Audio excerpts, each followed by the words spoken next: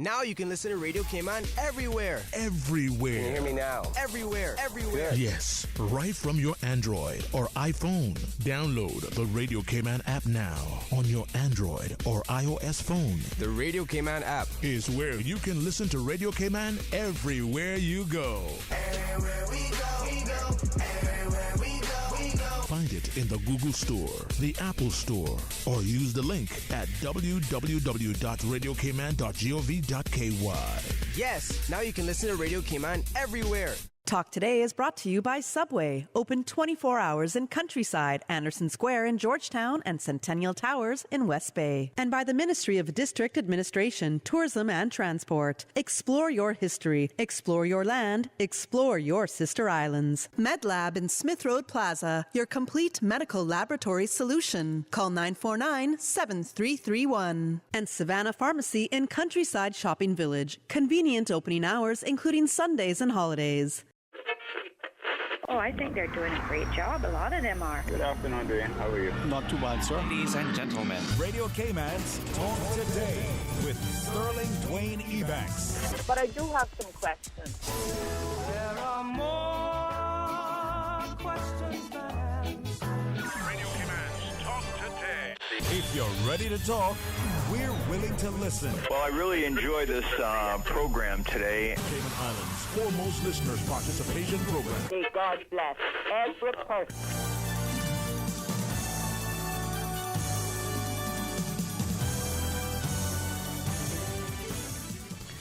Hey, good afternoon and welcome. Thank you so much for joining us. And they say, when you're in the company of great people, you yourself one day can rise. Floating tide, is there to bring all ships to the surface. Well, I want you to join us for the opportunity to talk to our friends at the National Drug Council. 1 p.m. we get a chance to tell you about some, unfolding things within our education system. Then 1:30, well, the schedule says one thing. Let's see what happens if it does. So stay tuned for Talk Today. Radio Cayman's Talk Today, the Cayman Islands' foremost listeners participation program. We ask our listeners to avoid statements or comments which are abusive, derogatory, malicious, or defamatory. Do not use any indecent language or make any statement which is false or misleading. Email talktoday@candw.ky or call 1-800-534-8255. Courtesy of Flow. Cayman's #1 network that connects you to your world like never before. Let your voice be heard. Once again, here's your host, Sterling Dwayne Ebanks.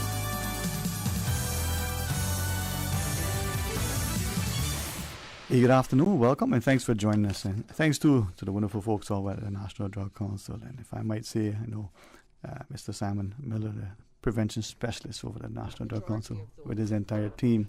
You guys do a phenomenal job from the research, and not just the collation, but the dissemination of information. Always in a timely way. Thank you very much. Not tiring effort, hopefully not too thankless, but it's appreciative in some quarters. So good afternoon to you, sir. Good afternoon, Sir Sterling. Good afternoon to your listeners, and thank you as always for having us.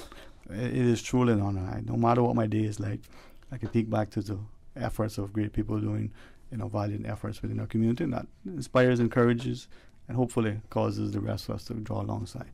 And then when you think that the future is so promising, young individuals like Ms. Leila Shim, for being part of an organization like the NDC, but also using your talents in such a way. Very commendable. Who knows where it'll take you, but good afternoon to you, Mom. Good afternoon, Mr. Sterling. Thanks for having us. It's a pleasure. And I think too often we don't appreciate that it takes many hands to make light work. We build bridges sometimes, and we don't appreciate the value until long after. Mr. Builder talks about the cathedral builders. And I'm glad that, to have the opportunity with Smith Foster from the Campus Medium, marketing events coordinator. We need people to bring it together. We need people to disseminate the information so others can understand it in a timely manner, but also to help to bring attention. So welcome, Mom. It's a pleasure to introduce you and have you part of our team. Thank you. I'm happy to be here. Simon, to you, oftentimes we ignore the importance of involving our communities, especially our younger communities, our students in particular, and not just as a superficial, cursory sort of introduction, but to genuinely involve them, have them to take ownership, to appreciate that their contribution has an impact and perhaps leave an indelible impression on their own minds and the minds of their contemporaries. So tell us about some of the other things that you guys have coming up, because every year as the year draws nigh, we have the Arrive 345 live competition, right, and the presentation. So, what now? This is December already? No, not even April My yet. goodness. It feels like it is, right? So, Sterling, you just caused my heart to skip a beat there for a second, because I know the amount of work that goes into the Arrive Alive campaign, and thanks to Compass Media and their team over there, they have managed to let us grow this campaign to levels that we could not even dream of. They have a fantastic team over there, and now we have a new partnership that we're right in the middle of, that we're here to talk to your listening audience and yourself about. Yeah, no, and I certainly appreciate that, because I think too many times we don't understand the importance of getting something in the hands of the people who should benefit from it, but doing so in a way that they feel part of it, but they also take ownership. Perhaps before I ask Ms. Layla, Ms. Foster, from your perspective, marketing, for some, they think it's easy, or you just do this and that, but there's a lot of from the psychology of how you present it, to the timing, to the positioning. There certainly is. I think that there's a lot of people that don't really consider the fact that every single ad you see, every scroll on a website or a flip of a book, there's a message being spoken to you, and it takes 2 seconds, but there's a lasting impact. So with marketing and with opportunities like the one that I am lucky to be afforded to with Compass Media, it's a really exciting opportunity to get strong messaging out there, especially to the youth of Cayman, and just trying to get them involved, trying to show the community that there are a lot of different avenues in which they can further their career, their passions. So marketing is definitely a lot bigger than some people may consider it, but it's a beast that I'm happy to be a part of, because it's just given me wonderful opportunities to help the community. Indeed, and there was a time when product placement in movies or in other things was subtle, and now it's not so subtle. I mean, not just the object in the hand, or the word coming from the lips of the actors and the like. It's very direct and deliberate. But then there are those things that are almost unconsciously placed as we go through the messaging. Who knows? Huh? But then I think too, Ms. Layla, from that perspective, the research that goes into getting the information, being able to analyze that and then present it, your role is actually quite crucial in helping the presentation. Yeah, absolutely. And, what we're sort of working on more now that I'm in this role is trying to make that information much more user-friendly, especially when it comes to research. I think people tend to get intimidated when they see too much numbers or statistics. So we're really focusing on making that more accessible, especially for our younger demographics as well, who's very visual, wanting to create things like videos or posters, really attract them on social media platforms, which we know they're all on now. So yeah, for sure. Well, as we get ready to tell people more about the competition, how to be a part of it, perhaps though, Ms. Whitney first. Layla shared, there's a different way to message. Some like text, some like numbers. Some colors will appeal to some people, some are sounds. And how do you put it together so that it's as wide as a demographic as you can? It's a good question. It's thanks, Simon, to give it to me. Yeah. It's something that honestly is ever changing, and like you said, taking in the research, seeing where the numbers are, where the people are attracted, and like she said, with the younger demographic, it's social media, 100%. But I think it's also just about like diversifying your platform reaches, so you're not just on social media, you're not just on the radio or in print. You're out in the community, talking to people at events. There's a ton of different ways, but and is it that the messaging across all the various platforms has to be consistent? So whatever it's seen, or is it that you're getting that information, but the way it's presented is different? But even sometimes the word choice, maybe your slogan is the same. Radio Cayman is the best. It goes across. Absolutely, I think that there is a little bit of a different approach for the different platforms that you are utilizing. So for social media, it's going to be more fun jargon, whereas for like a LinkedIn post, you're communicating only with professionals. So there is a certain aspect of it that does change with the type of crowd that you're speaking to, but at the same time, I'm a firm believer in consistency and keeping that message very similar, if not the exact same, just to get it into as many minds as possible and spread through word of mouth. So consistency, timeliness, and understanding the audience. Absolutely. Oh, so like a political speech. I'm just kidding. It's not even election year. But maybe. Who knows? All right, so when we come back from this first break, would I be okay to ask you to tell us about the competition? Who's eligible? How do we get involved? When it starts, when it ends, and all those good things. Prizes and surprises, as it were. All right, for those who are listening, I'm always grateful for the opportunity to highlight and showcase the work of our NGOs and those organizations that continue to inform and engage the community and give us information that is truly tandem but very helpful. So as we return, we'll tell you more about, what is it, the 2022 Arrival Live 345 video commercial, as it were, and an opportunity for students to be a part of the competition. And never too late to be a student, right? So stay tuned for Talk Today.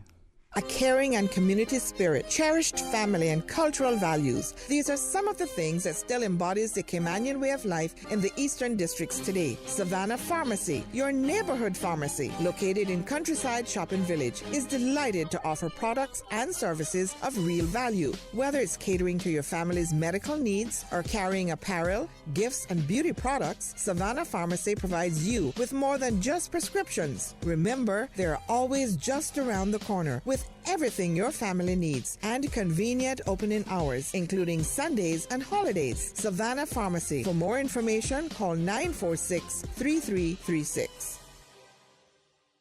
You see how hard it's raining? Yeah, and I don't have time to fight traffic and get my lunch from Subway. I have so much work to do. Why don't you order Subway by using the Let's Eat or Bento app? Save time, stay dry, and get your sandwich fast. I never thought of that. Great idea. I'm going to order now. Order me a veggie pizza while you're at it. And a cookie platter for the office. Too busy at work or home? Is the rainy weather stopping you from dining out? Order your favorite Subway sandwich, wrap, or pizza through the Let's Eat or Bento app with fast and reliable delivery. Subway, eat fresh. Make your house into a home. Welcome to Brand Source Home Gallery, your source for premium products and a premium experience. We'll design and install your dream kitchen with crafted cabinets, complemented with elegant appliances. We'll fill it with quality houseware and cookware. Custom-designed closet and storage solutions organize and beautify any area. And with the finest bedding, you'll get a perfect night's sleep knowing Brand Source Home Gallery has everything you need to make your house a home. The offices of dermatologist Dr. Wayne Porter will be taking appointments until April 9th at his Crew Road Clinic. Appointments slots are limited. Whether you're seeking advanced skin care, Botox filler, cosmetic skin enhancements, or simply looking to reduce wrinkles, Dr. Porter offers a full-service dermatology and dermatological surgery practice. For more information, email dr.portercayman@gmail.com or call 946-9020 to book your appointment today. That's 946-9020. The Water Authority is looking for the next generation of water professionals. Whether you want to be an engineer, a hydrogeologist, or work in a laboratory, there's a place for you. Start building your career by applying for the Water Authority's annual scholarship on our new online portal. Visit www.waterauthority.ky to learn more. Talk today. But I do have some questions. Talk today. Cayman Islands' foremost listeners participation program. Talk today. Because there are more questions than answers. What the public is saying. Waiting to take your calls right now. Sterling Dwayne Ebanks.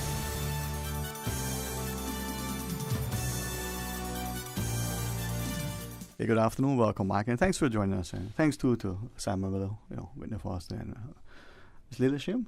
Thank you each and collectively, individually as well, for sharing with us. Now, this student competition. Sam, you want to set the stage and then have Ms. Whitney tell us how it works? Sure. So it's a part of the National Drug and Alcohol Facts Month, which takes place during the month of March, focusing on our high schools, both private and public, including the Sister Islands. So there's a bunch of activities that takes place. It's all around health and wellness. And the theme is shattering the myths. Now, our partnership with Compass Media and their team over there with the Arrival Live, we were having some conversations, wrapping up our Arrival Live, and told them about this wonderful campaign that we have during the month of March. And they went into some brainstorming, and I tell you, Sir Sterling, I'm going to leave it to Whitney to explain what they came up with, and we thought it was so phenomenal. We're pushing it in the schools. So yeah, I'll leave her to unveil the details. Hey, before she does, Silver Fox, do you have the drum roll? You can. No, but that's the excitement and enthusiasm. We have some very creative minds in this community. So. Absolutely. Yes. And that's really what this is capitalizing on. So the Arrive Alive student competition is something that's near and dear to a lot of our hearts, I think, because it is just so encouraging and such a tremendous opportunity for the students in Cayman, not only to get involved in areas that they're interested in, but to try something new. Maybe they've never considered being creative in the way that this competition is before. So it's really exciting. But anyways, the competition itself. So we have been running an Arrive Alive commercial for the past few years, and it's just encouraging people not to drink and drive during the holiday season and take the Purple Ribbon Pledge. And so we decided this year that we wanted to freshen that commercial up. And what better way to do so than by getting the community involved, especially the students. And so students can create their own storyboard for the commercial. And for those of you that don't know what a storyboard is, it's essentially a sheet of paper that is the organized narrative of the commercial. So that could be pictures, it could be descriptions.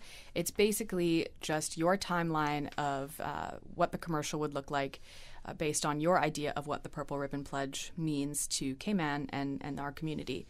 And so we've got a lot of really awesome resources online for students that are looking for more information. We also have workshops available. We have one April 9th, and that's going to be a tremendous opportunity to talk to our design team, get them involved in your ideas, get some feedback and some guidance. I think it's a really awesome opportunity, not only to bring in your storyboard, but to just learn a little bit more about the video production process in general. I mean, this is marketing, advertising, video editing, video composition. The applications of interests and whatnot that you could learn from this are endless when it comes to a commercial like this. And then the winning submission actually has their commercial produced as our official commercial. So they'll get to be there. They'll get to see the commercial be shot. They'll get to interact with the filming crew and really kind of take control of their idea and watch it come to life. And then it will be broadcast across major networks, on the cinema, on social media, pretty much anywhere and everywhere that you could think. We're going to be pushing this commercial out there. So it's a really exciting opportunity for students to make a name for themselves and learn a little bit more in the process. So eligibility, because sometimes, I know Mr. Simon and myself, we're youthful and very young at heart.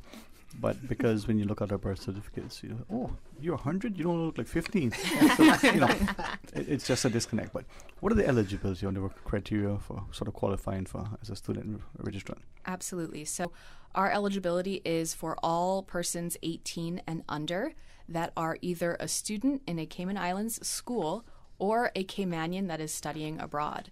So I think that's a really exciting opportunity to continue to get those students that are off island but Caymanian and involved in their community, just to bring them in and get them involved as well. Another eligibility requirement is that they must be on island over the summer when we produce the commercial, so that they're there to give us that valuable feedback and really guide the design team as they shoot their commercial. But yeah, anyone 18 and under. I actually have my favorite little student that has been working with me so far. She's only 10, and she's created her own idea. Her name is Ella. Shout out to you. And it's really sweet. Even the younger kids, there's absolutely no reason that they can't get involved. All right. So up to 18, so that Cayman students studying abroad, as long as they're 18 or less. Yes. That's okay. That could be a boarding school, first year university, once they're 18 or under. Yep. All that's right. it. So Simon, there's hope for me and you. We're here. We're going to be here in the summer. Absolutely, yes. We can shave. We might look useful. He's like, what? No. I'll pass you the razor. How about that, sir? But what a phenomenal opportunity. I tell you, when we're out there and we're talking to the various media departments in the schools, and they're just so super excited because something like this would not have been available here to them. Yeah. So like I said, all kudos to the Compass Media and their team, for pulling this all together. Remember in the day, way back when Simon probably struggled to remember it. Fox would recall it easily. With competitions like this, we had crayons and probably paper, if we were lucky. True. Just to do a poster board. Now you're quite the glow up. And have access to the entire video production team at Compass Media. So super excited. Yeah, all 4 of them. I'm just teasing. Someone said, "Oh, you're talking about GIS?" No, they got 3. But this is where I want our students and our parents in particular to give the student the liberty, the freedom to go ahead. And then I can see this even being part of a cross-curricular exercise within a classroom setting. Not to give our teachers any more work, but that child who's going to be doing this, maybe, I should ask. Individual, or could it be a team of X number? It could be either or. Okay. That's completely up to the students and the teachers. There's technical skills. They're going to be writing stuff, probably some sort of artistry in terms of how they put it together. There's teamwork. This is another great learning opportunity. But then the prize itself is great. Ms. Leila, from your perspective, what would this competition mean for the NDC? You got the information. Now it's, the commercial is produced. It's being aired across channels. And by students, for students, the young people are making an impact in the community. I think that's really what we're really excited about at the NDC. It's a great reminder that the Arrive Alive campaign, it's really to engage, it's for all age demographics. I think there's a tendency to think, it's only for those that are driving or adults, but no, we want to engage the entire community so that everybody's really involved in this idea of not drinking and driving and keeping our community safe. So we're very excited that there's going to be this great platform for our young people to really shine, because as we alluded to earlier, there's so much talent here among our young people, and very excited that they have this opportunity. Well, I'm glad that we can discuss it. Parents talking to the teachers, encouraging students. Today is almost the end of another month, the first quarter's end. When do submissions, when does it open? When does it close? How do submissions have to be made? Yeah, so it's open now. Anyone that's interested in more information can go to arrivealivestudent.com. And submission deadline is midnight on April 30th. So if you're just learning about this now, you still have an entire month to get working. And we have that workshop on April 9th. That's at the Compass Media building in the loft. And students can show up, show their ideas, get some feedback, and get some free breakfast as well. Okay. Yeah. That's the start of the morning. So, and then I think some schools have Easter break that week and earlier than next week. So, a week or two of really productive time if the students want to get involved and engage. Absolutely. All right. So the 9th is the workshop. What time? 10 a.m. 10 a.m. Yep. All right. Perfect. And let's then ask. Students decide they want to submit. How is that done? Video, audio, they bring it in a paper bag. I mean, back in the days, we had a time delivery. Yeah. So there is a link on the website, that arrivealivestudent.com, where they can directly email in their submissions, or they can just bring them in a tangible form to the Compass office. And really all that we're asking for from these students is that physical storyboard. So their idea written down on paper with maybe some graphic support, or maybe just even photographs that they find on the internet that really support their story and give us the clear idea of what it is that they want the commercial to look like and the story that they're telling. So a really great way for students that are maybe a little bit confused about that is if you were to hand this storyboard to someone that does not know your idea, would they be able to understand exactly what your commercial is saying and what's happening in your commercial? Right. And I say this for us adults who we're not telling the children to create the commercial. We want you to give us the concept, the storyboard. What is this going to look like? How is going to, and your team with the student would help to it. So I can see the students, individually or as a team, sort of guiding that vision. That's why you want them on island during the summer to say, the thought was this. Absolutely. Continued creative input. Yeah. Commercials tend to be a certain amount of time. Joel Wilson does them. They can be like a documentary, but that aside, what sort of time, 15 seconds, 30 seconds, a minute? We're thinking 30 seconds is kind of what we've been working with. But at the same time, if someone has a great idea, we're going to be flexible with them. And if it's an idea that we think could be really impactful for the community in Cayman, it could be 45 seconds. It could be 60 seconds. I mean, really, we're just looking for those really strong ideas. Ideally 30 seconds, but that is up to the submissions we get. Exactly. And this speaks to that idea of how you get your message to someone, not just a sound bite, but how does it impact people so that their attention is, is maintained. All right. before we go to the break, Mr. Simon, any other quick comments you want to share in relation to this? No, I just want to touch on the workshop. I think that's the importance to have an opportunity to sit down with this, team of experts who do this for a living. No matter how small you think your idea is, go there, sit with these people, and let them help you flesh it out. Let them share some skills and some direction. So please, go on the website, register for the workshop on the 9th, and come out. And get that free breakfast. I mean, he doesn't like free food. But it depends. Is it fried fish and fritters? Because if not, just checking. I'm coconut water. I mean, I'm being very specific here. Unfortunately, there is no ackee and codfish. But I didn't ask for that. I want fried fish and fritters. Keep the ackee. I'll take the codfish. Okay, my bad. Okay, thanks. No. It's going to be donuts and maybe some other kind of fun things, light food, but definitely things that I think kids will like. Oh, so what I'm hearing is I'll be there. No, this is where the fun is at, and I think with the greatest respect, I appreciate the NDC's work, but to you, Ms. Foster and the team of professionals who would take those children on board and get them to appreciate this is not unlike what you as professionals will be doing when you have not just a deadline, but you have a new project that you want to pitch for, or maybe there's a client who's asking something. Saturday or Sunday or Friday night, you gather, you bring something to sustain you more than just coffee or caffeine to get the job done, so that creative aspect can unfold. Absolutely. And our students see this, appreciate it, and recognize that that's what the working world is like. And I leave here some evenings, and the team, Joel Wilson in particular, they're here all hours and have the question, there must be a law against that. Go home. Why are you here? But job has to be done, right?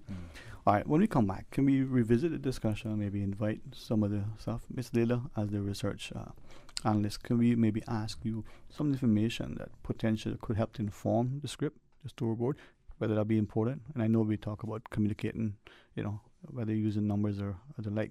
And other information you want to share to help us to appreciate, especially as adults, the importance of understanding the prevalence, I must say that, heartfelt, of this issue. All right. I'm going to pause and take a break. When we come back, we invite you to rejoin us. Please stay tuned. Wouldn't it have been grand if you had purchased land 30 years ago? It may not be 2020, but a perfect vision has never been more clear. Cayman Brac and Little Cayman, poised for growth with an eye on the future. Your land, your history, your future. Discover all that our sister islands have to offer. JN Money touchdown. Send the money now. Reach wow. You say you need some money. JN Money, I can send it in a hurry. Get through quick when you come collect your cash, or use your money card and swipe it in a flash. Send funds to any bank, yeah. Pay your bills quick, yeah. Low fees, you know what it, yeah. JN Money, we are pick, yeah. Send and receive funds at any JN Money location. It's fast, affordable, and convenient. Money touchdown with JN Money. Send funds to any bank, yeah. Pay your bills quick, yeah. Low fees, you know what it, yeah. Okay, man, go straight to MedLab. For a full range of medical services, pleasant, clean, and comfortable environment, no long lines, and affordable fees, visit MedLab at the Smith Road Plaza. Open Monday to Friday, 8:30 a.m. to 5 p.m. and half day on Saturdays. Call 949-7331 to make your appointment. For medical lab services in Cayman, MedLab. Ask our professional team about the benefits of cutting-edge technology with MedLab's new state-of-the-art digital mammogram machine. Thinking of getting a hybrid but don't know much about them? Vant Motors has 3 great reasons why you should own the Toyota CHR. Hybrids save fuel, run cleaner, reduce CO2 emissions, and even recharge their batteries while being driven. So there's no need to plug in a hybrid, making it both economical and fun to drive. And you don't have to replace your battery every 2 years. The CHR Hybrid is reliable, providing up to 1 million kilometers on the same battery and engine. Oh, and now you can save $2,000 off the Toyota CHR, starting at only $33,500. That's way more than 3 reasons. True, but the best one is that it's on sale now. Test drive the Toyota CHR today at Vant Motors, Walkers Road, while stocks last. The Health Services Authority's new pharmacy is now open at the Smith Road Medical Center. The new location features a large, comfortable waiting area and ticketing system to improve the patient experience. All uncollected prescriptions and refill requests previously submitted will now be available for collection at the Smith Road Pharmacy. Request your refills online at hsa.ky via WhatsApp 925-6532 or call 244-2715. For more information about our pharmacy hours, visit hsa.ky. Talk today. But I do have some questions. Talk today. Cayman Islands' foremost listeners participation program. Talk today. Because there are more questions than answers. What the public is saying. Waiting to take your calls right now. Sterling Dwayne Ebanks.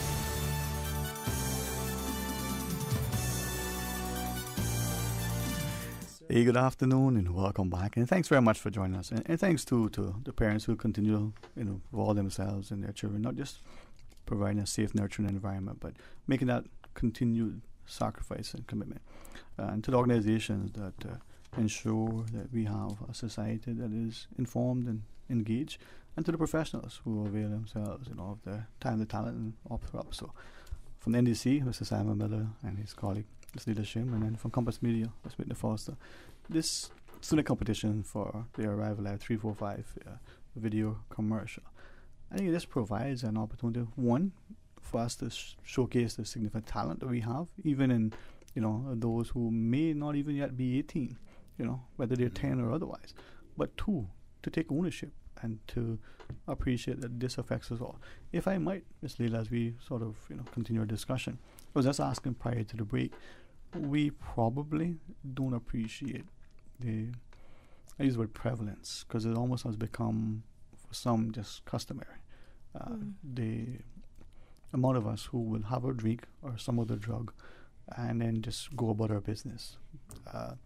We say, oftentimes in a jovial way, we've seen the memes that, the price of gas now is more expensive than alcohol, so, drink, don't drive. And we laugh, it sounds funny, the shipment of some drug, has been, before buried into something to hide it. Nowadays, price of fuel being what it is, they discovered, 5 gallons of, fuel buried amongst 50 tons of, heroin or something, as if the street value is much more. But the jokes aside, it's a very serious issue. So from your perspective, as you research, as you see in the student surveys and this commercial, the seriousness of it, when we communicate this message, what are we saying to the public that, alcohol is a drug, it's important, it affects people's lives in a very, very, sometimes irreversible manner? Absolutely. Of course we want this experience to be very fun and exciting, encourage a lot of the creative aspect with our young people, but we also want to make sure that everything we're putting out is very factual and evidence-based. As like Mr. Simon mentioned earlier, this really came out of our National Drug and Alcohol Facts Month campaign, and with the theme Shatter the Myths, it's all about encouraging our young people to seek out evidence and information that's coming from reputable sources. I think ever since this pandemic started, we've all experienced a lot of misinformation, and we want to really build that skill in our young people to source out the facts. So that being said, like when our young people are looking for that factual and evidence-based information with this commercial, check out our reputable sources. Look at some news articles that speak to the impacts of alcohol in our community from like Cayman Compass. You can also check out our Cayman Islands Student Drug Use Survey reports on our website at www.ndc.ky for all of our previous reports. The most up-to-date one would be our 2020 CISTIS, which will have some good statistics and facts in there about use. Yeah, that student and drug use survey, Simon, has been very informative. For almost 2 decades now. Yes, sir. Yes, sir. And I think that's a very excellent place to start to paint a picture. So you'll have, information here from a local source, factual information, and then from there, build, do some more digging. Reach out to the Compass. They have stories for decades, various incidents that have happened over the years, and that will give you paint a good picture for you to before you dive into actually your creative mind into set your storyboard in motion. From that perspective, it'll probably help us, just generally speaking, but I'm thinking of maybe that teacher, student, or even parent that's listening. What we've seen, as Ms. Leila shared, the last couple of years in particular, a lot of misinformation, perhaps even disinformation, a lot of questioning of information, its legitimacy, the sourcing of it, the timeliness of it. But in this instance, how much, for a campaign such as this, how much of fact versus fun that would come into play? It's a good question. I think that, with any kind of marketing video, you want at least a touch of fun to get people involved and to bring in their attention. But this is such a serious topic, and it is such a serious issue that we see in the news and on social media all of the time. There's been so many accidents, even just since January 1 of this year. So I think that even more so, I mean, you can absolutely take an informational and statistical approach to it, but I think that personally, the biggest impact that this kind of commercial can draw in is from an emotional impact, because it is such a heavy burden that we as Caymanians see all the time. You open your social media on a Sunday, there's another accident, and sometimes, unfortunately, people lose their lives, and that's not something that anyone should have to be burdened with waking up to every morning, drinking their coffee, looking at the news, but that's the reality of it. And so I think that as a student, the best way that you could probably communicate that message is to capitalize on exactly what the public feels every time they hear news of drinking and driving like that. And that's an emotional frustration and sadness. And yeah, I think you want it to be sobering. See what I did there? But at the same time, engaging, right? I think back to, it was a posters way back when, relative to smoking, and it was an anti-smoking campaign. And I see the images now. They were, I guess, graphic, horrible in some instance. And it said, if you could see on the outside what the smoking was doing to your body on the inside, and all these little, blobs and bits and pieces throughout your organs. And that was striking, without question. Now, thankfully, I had good parents and extended family who would speak about the dangers of smoking. This was almost 1,000 years ago. But yet, despite that, we see alcohol in particular to be that social accepted thing, almost an expected thing. The weddings, birthdays, meals, just in the evenings. So, Simon, from that perspective, as we look at the statistics, we look at the student drug use survey in particular, the availability, the accessibility, the almost acceptance of it, and expectation. Yeah. I remember some years ago when we were on your show, we were talking about it is almost like a rite of passage for certain particular age groups, and that's what we want, just to build a little bit on what Whitney said earlier, that emotional piece. I would like to see a piece that gets people to think, just pause, no matter, what age you are. This piece just gets you to think, and then it moves to that behavioral change, piece. And that's what we really want. We understand that alcohol, it's a legal thing for people over the age of 18 in the Cayman Islands, but it doesn't mean that you have to do it. Yeah. Or if you do decide to do it, you can do it responsibly. There's just so much effort that it goes into the Arrival Live campaign. There's just no excuse. Here's something that I took sort of in my discussions with the students in my circle. Listen, 18 or 21 or whatever the age is in the country that you are, aside, biologically, what is the impact of alcohol on your brain, your liver, and your other different organs? Presumably 23, 25 before you can even properly process it. Doesn't matter what that legal age is that you can legally consume it. It's not even that important in the sense of whether you're sitting at home or whether you have a designated driver. What is this thing doing to your body physically? And, for me, that information was instructive in whether I drink, when I drink, how much I drink, if I drink. Some people didn't even realize that. And these people are adults, and adults with children. Don't you be drinking. That's not good for you. Give the child information. So back to you as we close up, Ms. Leila. Balancing the factual information, the statistical sort of knowledge that we have, and then conveying this message so that it leaves, as Ms. Whitney shared, an emotional impact, but an impression that causes us to think, should I delete it? Should I actually not engage? Absolutely. Amazing, huh? What do we do? Definitely. All right. Your closing thoughts in this commercial, and I want to have us more discussions, but what would you say to those listening as you leave our studio today relative to participation in this endeavor?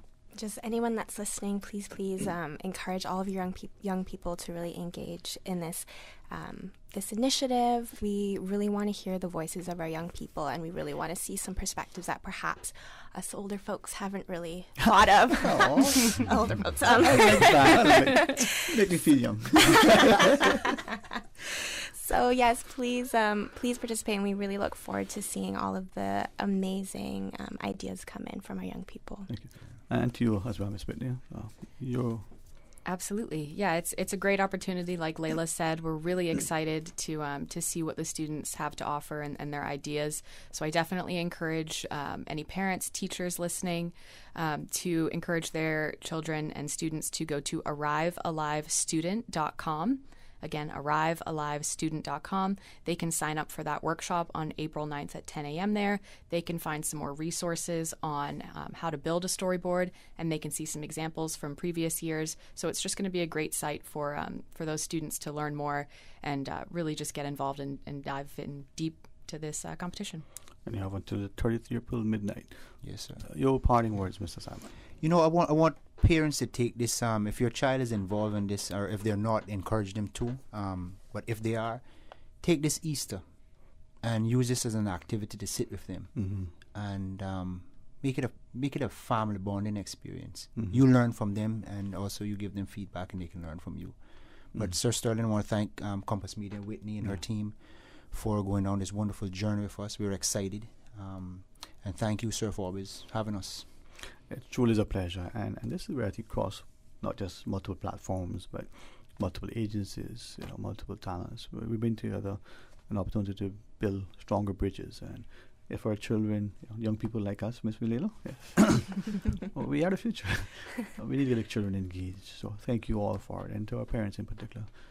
If there's a way I know I can say it publicly without contradiction, so we here at Radio Cayman can continue to partner to educate, inform, and include our society so that there's a safer, nurturing, much more stable and healthier society. We want to be a part of it. So thanks very much, all right? Thank you. Thank you. Let's pause and take a break, and when we come back, we continue the discussion as we focus on education. We're going to tell you about the upcoming student registration. So please, stay tuned. Satisfaction is guaranteed 24 hours a day, whether it's music or information. From Grand Cayman to Cayman Brac to Little Cayman, we've got you covered. You ever hear a thing like that? Radio Cayman in the Cayman Islands. Today's biggest news. Radio Cayman, your voice, your choice. Local, regional, international. This is Headlines from Radio Cayman's newsroom. Today's biggest news. With your latest headlines, I'm Felicia Rankin-Solins.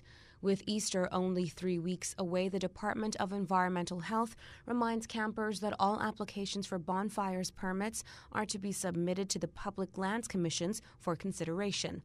Following the passing of the Public Lands Regulations in 2021, the authority to issue bonfire permits were transferred to the Public Lands Commissions. Therefore, the Department of Environmental Health will no longer process these requests. Applications should be directed to the Secretary of PLC via email at plc@gov.ky. In international news, the Queen has joined her family at a memorial service to celebrate the life of the Duke of Edinburgh. Prince Philip, who died last year, aged 99, was described as a remarkable man committed to down-to-earth causes. The service was organized as COVID rules meant his funeral, held almost a year ago, had only 30 people present. The UK has seized its first super yacht in British waters as part of sanctions against Russia. The £38 million yacht named Phi is owned by an unnamed Russian businessman. Transport Secretary Grant Shapps said the individual was not currently sanctioned but had close connections to Russian President Vladimir Putin. The UK has introduced a raft of sanctions against Russian individuals and businesses following the country's invasion of Ukraine. 7 passengers have died after gunmen attacked a busy train in Nigeria, hospital sources have told the BBC. The gang mined the track, forcing the train carrying 970 passengers to a stop on Monday evening. Gunmen subsequently surrounded the carriages and opened fire, one passenger told the BBC. An unknown number of passengers were abducted from the train. Kidnapping for ransom has become commonplace across Nigeria. These are your headlines. I'm Felicia Rankin-Solins.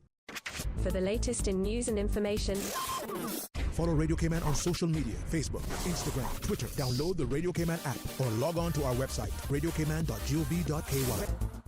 Radio Cayman is pleased to feature this special Sister Islands historical vignette, brought to you by the Ministry of Tourism and Transport. Explore your history, explore your land, explore your Sister Islands. Captain Keith Parker Tibbetts, MBE, JP.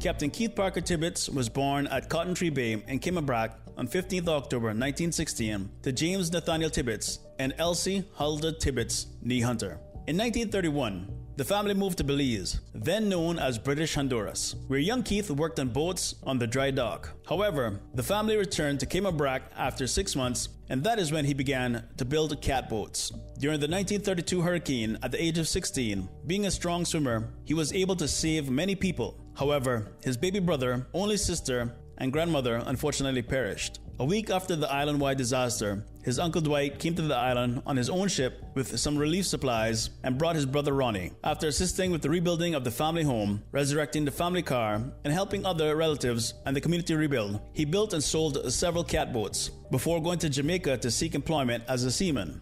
This was part 2 of a special Sister Islands vignette series dedicated to Captain Keith Parker Tibbetts. I'll be back. I've got 22 more days.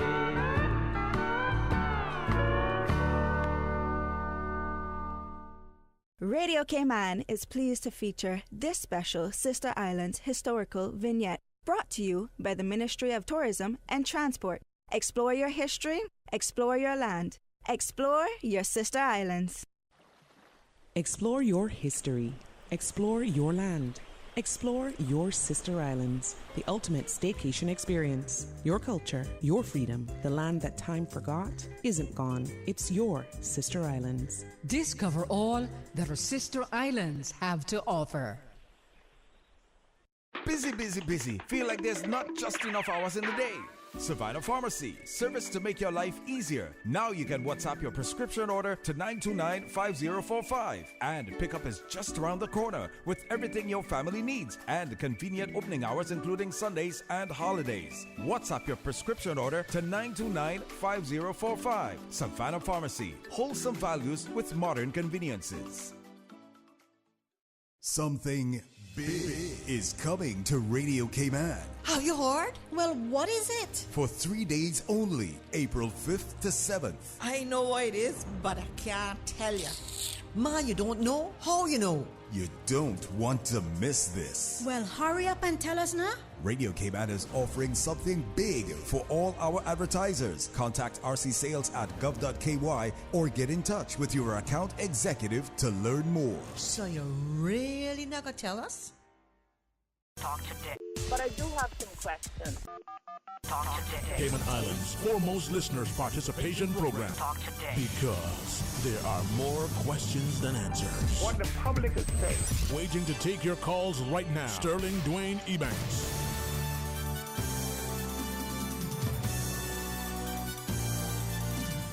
Hey, good afternoon, welcome back. And it's always a pleasure to be able to focus on education, because learning this issue should be a lifelong endeavor. And there are many of us who are apt to have been labeled as a propensity to learn. And I think when we have educators and parents collectively involved and engaged in the lives of our children, well, we see a much healthier society once that partnership continues and extends beyond that legal age of sort of, say, education. So I'm honored to be able to talk about the upcoming student registration for the academic year 2023.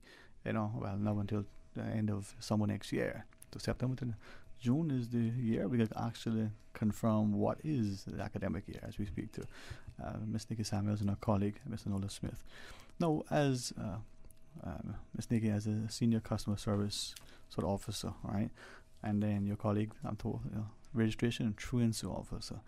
I remember the first time I heard that word truancy, and I thought, wow, it struck me. But more this idea of customer service, no matter what your job. You go to an airport, and there was once, the immigration officer and the customs officer, and you would think there's a quasi-policing function at that time, 2,000 years ago. They were making sure you had all of the requisite credentials to enter. You didn't bring anything that wasn't. You were doing the stuff to a customer service training. While they do that, they're smiling. We look at educators and teachers, doctors, and other healthcare professionals. It's very bedside manners. It's all sort of customer service. As you get into registration, where does that sort of role of being this point of contact, this pleasant professional, providing timely information to, let's make sure that things are being documented. The due diligence, if you were in the financial services sector, we would say. Okay. So good afternoon, and thank you for having us. We are, as discussed, we're covering the registration period for the upcoming academic year, which starts in the end of August. The registration period actually opens on Friday, April 1st, and closes on the end of June.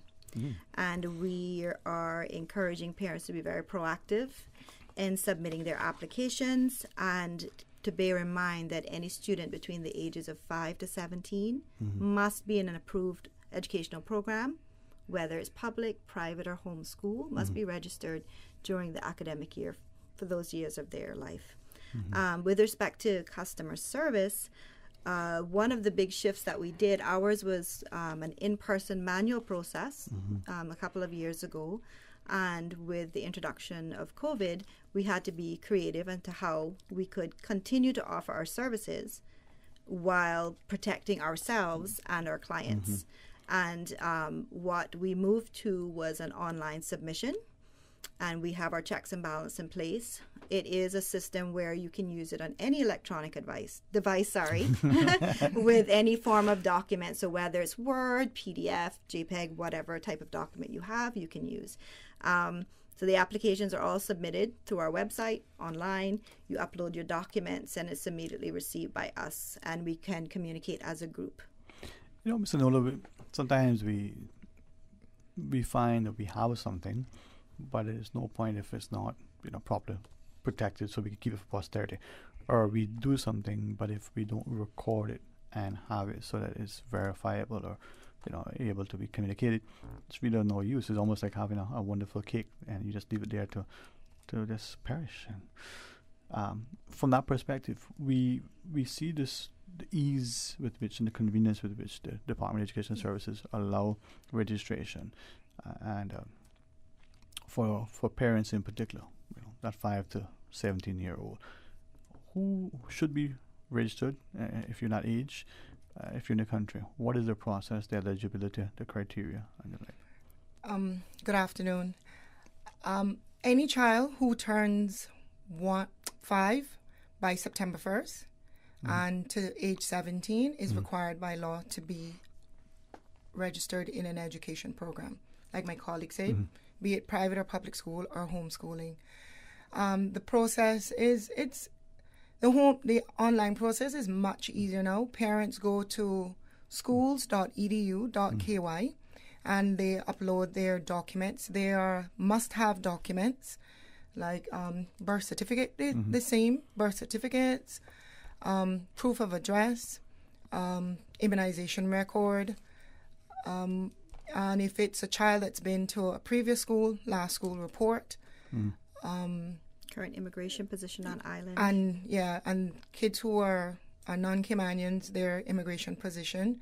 Caymanians are required to present their right to be Caymanian certificate, and status holders their status letters to hold them accountable for their residency.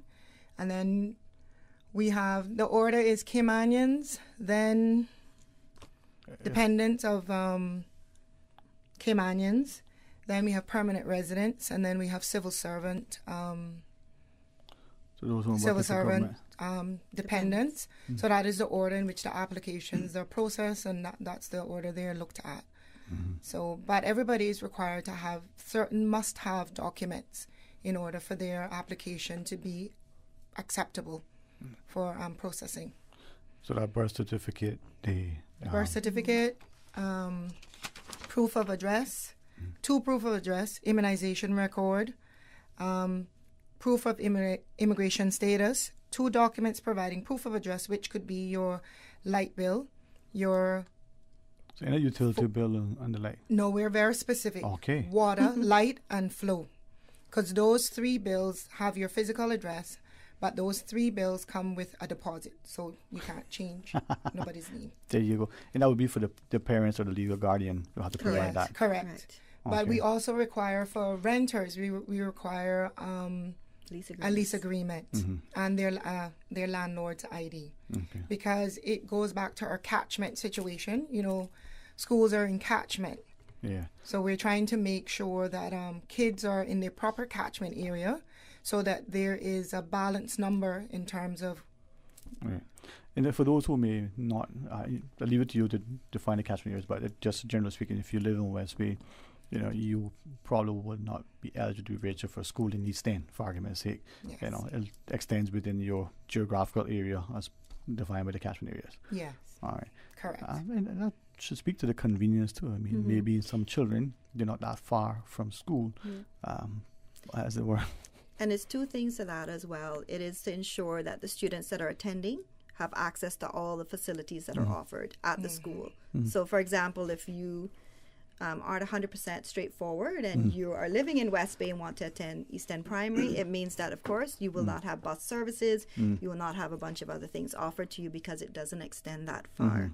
And then on the other side, too, like Anola was saying, that it ensures that there is a little bit of an equilibrium there into monitoring what's happening, and because each of these schools flow into a secondary school.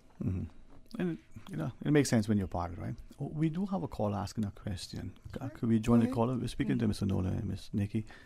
Ladies, if you would be so gracious, just I'm sorry they had to mess up the hair with the headsets, but let's go to the phones. Good afternoon, welcome. Thanks for calling. Hello, good afternoon. Yes, hi, good afternoon, Dwayne. How are you doing today? Not too bad, sir. How are you? Not bad, thanks. I think you have an open line, you said? No, sir. No, we will have that later on. Right now, we're talking about student registration. So, if you have a question for open line discussion, then we can do that. I'll call back later on. Okay. Thank you very much, sir. And for those who are listening, just like that caller, perhaps, let's remind you, we're talking about student registration for the 2022-2023 academic year. We have Miss Nikki Samuels and a colleague, Mr. Nola Smith, joining us. And I think for first-time parents, there's a lot of probably excitement and, you know, how to get my child raised. I can't wait to get into school. And even those parents who are changing from one school to the next. So let's maybe ask initially, a primary school going to the high school, they're going to move from, you know, one grade to the next in that school, but they also move from one school to the next. The process, Mr. Nola? For the year 6 matriculating to the year 7 program, the parents receive a letter confirming their address and their wish to keep their position in a public school for high school. So they get a letter in like late February, March. And they have to come back with a confirmation whether or not they want their space in public school. And basically, those children are automatically, their space is secure, so they're automatically placed in a high school within their catchment area. Okay. What the process also entails is also confirming address for those children that who slipped through the cracks and happen to be in a school not in their catchment area. So that also helps with those details as well. But the kids automatically, from year 6, have a placement in year 7. And sometimes too, I mean, the changes in the families, Yes. the families in the family. change locations and the like. And also to update contact details. Yes. So when they get the letter, it basically says, like if you're coming out of Sir Johnny Cumber, because we use your district of West Bay. Oh, thank you. It'll say Sterling space has been reserved for Sterling in John Gray year 7. And you have 3 options. Yes, you'd like to take that space. no, you now live somewhere else. You now live in East End. Yeah. Or, Cool. Thanks. or thirdly, no, that you have secured placement at an alternative school. So that alternative school can be on island or it can be off island. But in each case where you said no, you have to provide documentation. So if you said, no, I live in East End, we're going to require you to provide 2 proof of address that you're living in East End. And if if it is that you're attending a private school, we need your confirmation of acceptance and enrollment into that private school, whether it's locally or overseas. Okay, so once that person is not going to take up that space at the public school, Yes. whether it's going to remain on island, go to homeschool, or go off to another country, another jurisdiction, you need proof of that. Right. As per the education law. But also, what doesn't happen is that child's name doesn't get removed from the list until we get that confirmation. So parents are given time. So the child isn't automatically removed from the year 6 list. The space is still there in year 7 until we get the confirmation and the documents showing the proof. Let's go on the premise then. And I think sometimes we as adults, as parents, don't really appreciate the amount of work that goes into making sure that the documentation there, so that we're not only compliant with the law, but that our children are given opportunities. So let's say the parent, for whatever reason, decides to go from the public school to another setting on island. What's the process then? They said no, they don't want it. They provide that with you. We got that. What if the child now is in the reverse? They were at the private school and they want to come into the public school, still on island? Oh, they put in an online application through the new portal, and basically they provide us with all of the documentation that is required for entry into public school. So that is a new application and not a transfer. Yeah. Okay. And then what about the scenario where we're talking public schools, but the child is in that category, in the age group, and is going to be schooled on an island, but it's going to be at a public school or even home, not at a public school, at a private school or home school. Is that the same process, so that we are accounting for all of the... If they are at a public school and going into homeschooling. Or into homeschooling, or they're going to be remaining within the private school system. Is the registration for that we know that even the children who are on island, between 5 and 17, and those 4 categories, Caymanians, dependent Caymanians, the permanent residents, and the children of government employees on contract, they're now in private school. Does that still fall? You mean that they were in our school system, or they've never been? They're going to be in private school. So there's 3 facets to that then. So one is that their compulsory school age is 5 to 17. And if your child is between that age group and the child is not attending school, then you are in contravention of the law and the consequences that will follow. I mean, besides the obvious one where you're putting a child at a serious detriment. The second one with that is if the child is in the private schools, they report directly to the ministry with respect to their enrollments and things like that. The Department of Education is the operational arm, so we deal with the public school system entries and also homeschooling applications. Okay.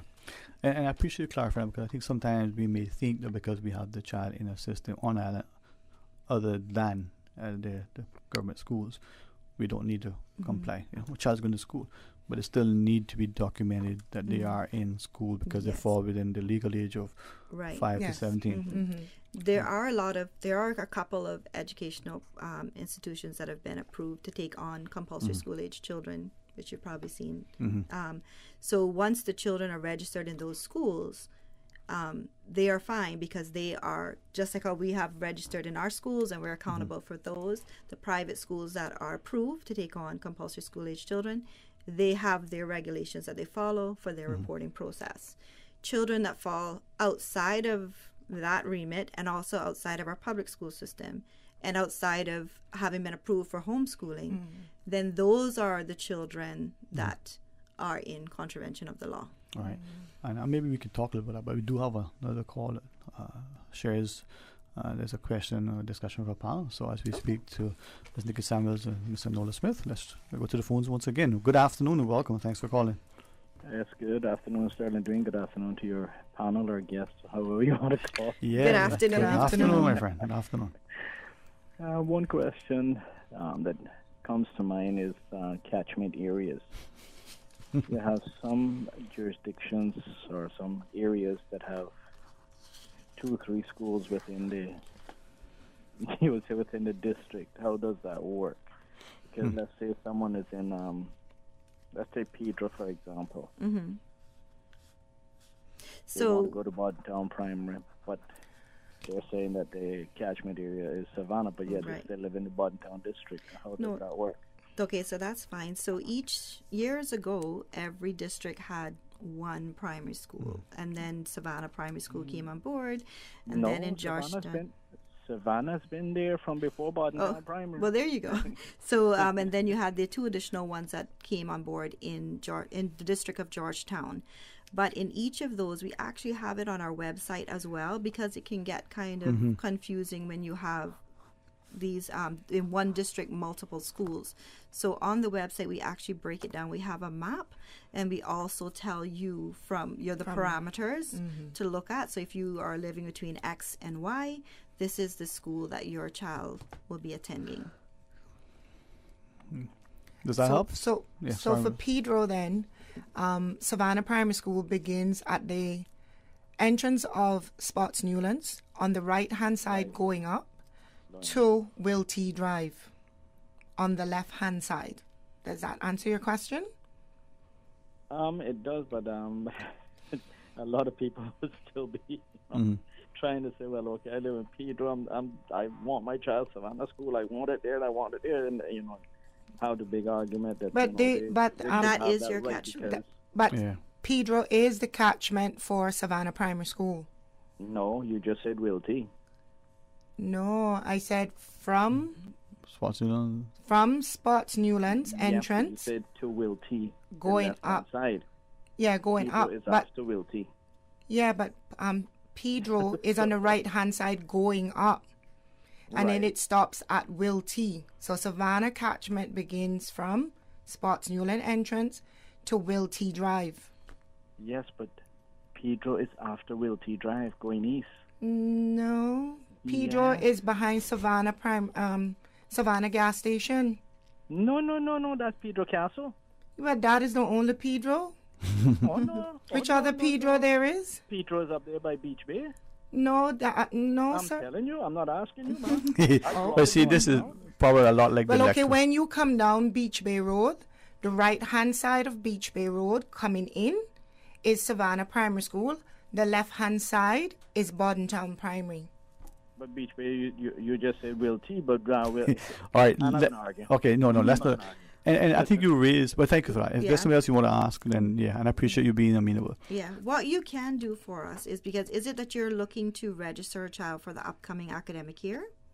Me? No, I think he's just trying to clarify for someone. Oh, okay. Yeah. What you could do is have them send us an email with their 2 proof of address.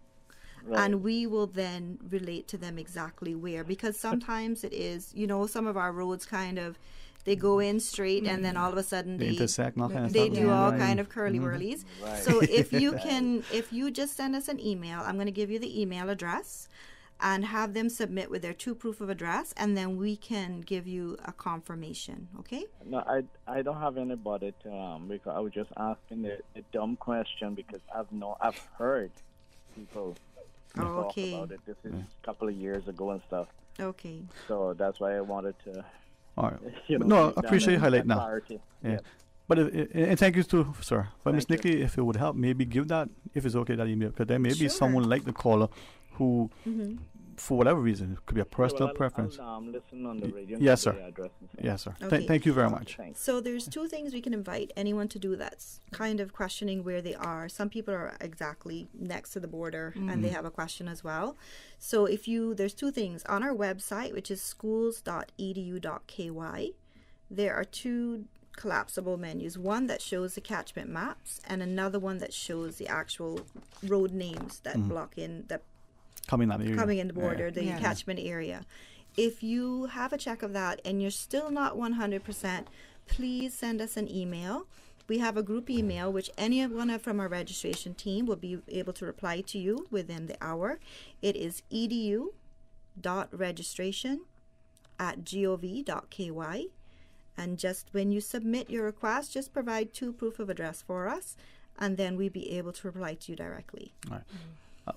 If you're, as usual, always amenable, let's try this other caller and see. Sure. Okay, good afternoon. Welcome. Thanks for calling. Yeah, good afternoon, Dwayne. Good afternoon to your panel. And to you, sir. Good afternoon. Good afternoon. Yes, sir. Young ladies said that, I don't know if anybody else did, but I know a lot of people do correspondence schools and stuff like that. They have homeschooling. Now, what would they have to do if they were, going through a correspondence school? Because you said I think it's from 5 to 17, isn't it? Mm-hmm. Yes, sir. Yeah, so I'm saying that sometimes some people will do a correspondence school. I don't know why, but they do it. Mm. So I'm asking you if you... So is that a student... What would be their position? Yeah. So just to clarify, that student is not currently in public or private school or registered homeschool program. This is something they're doing, like you said, by correspondence.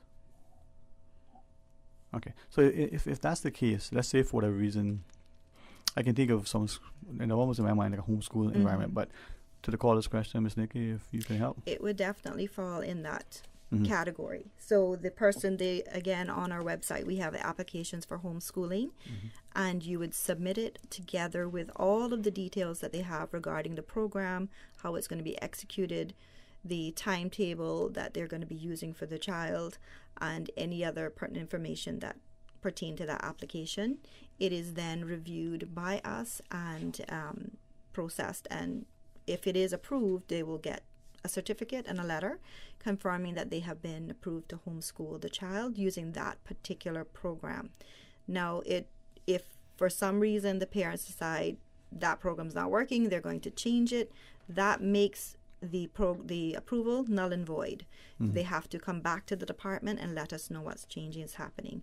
The easiest way to think about homeschooling is that the parents now become the school and the department are now the parents. So the department is going to ask, just like as parents would ask, what curriculum are you using with the child? I'm going to need report cards. You're going to be accountable. How often is your child going to be in school for this period of time? And of course, you don't want truancy and things like that happening. Okay.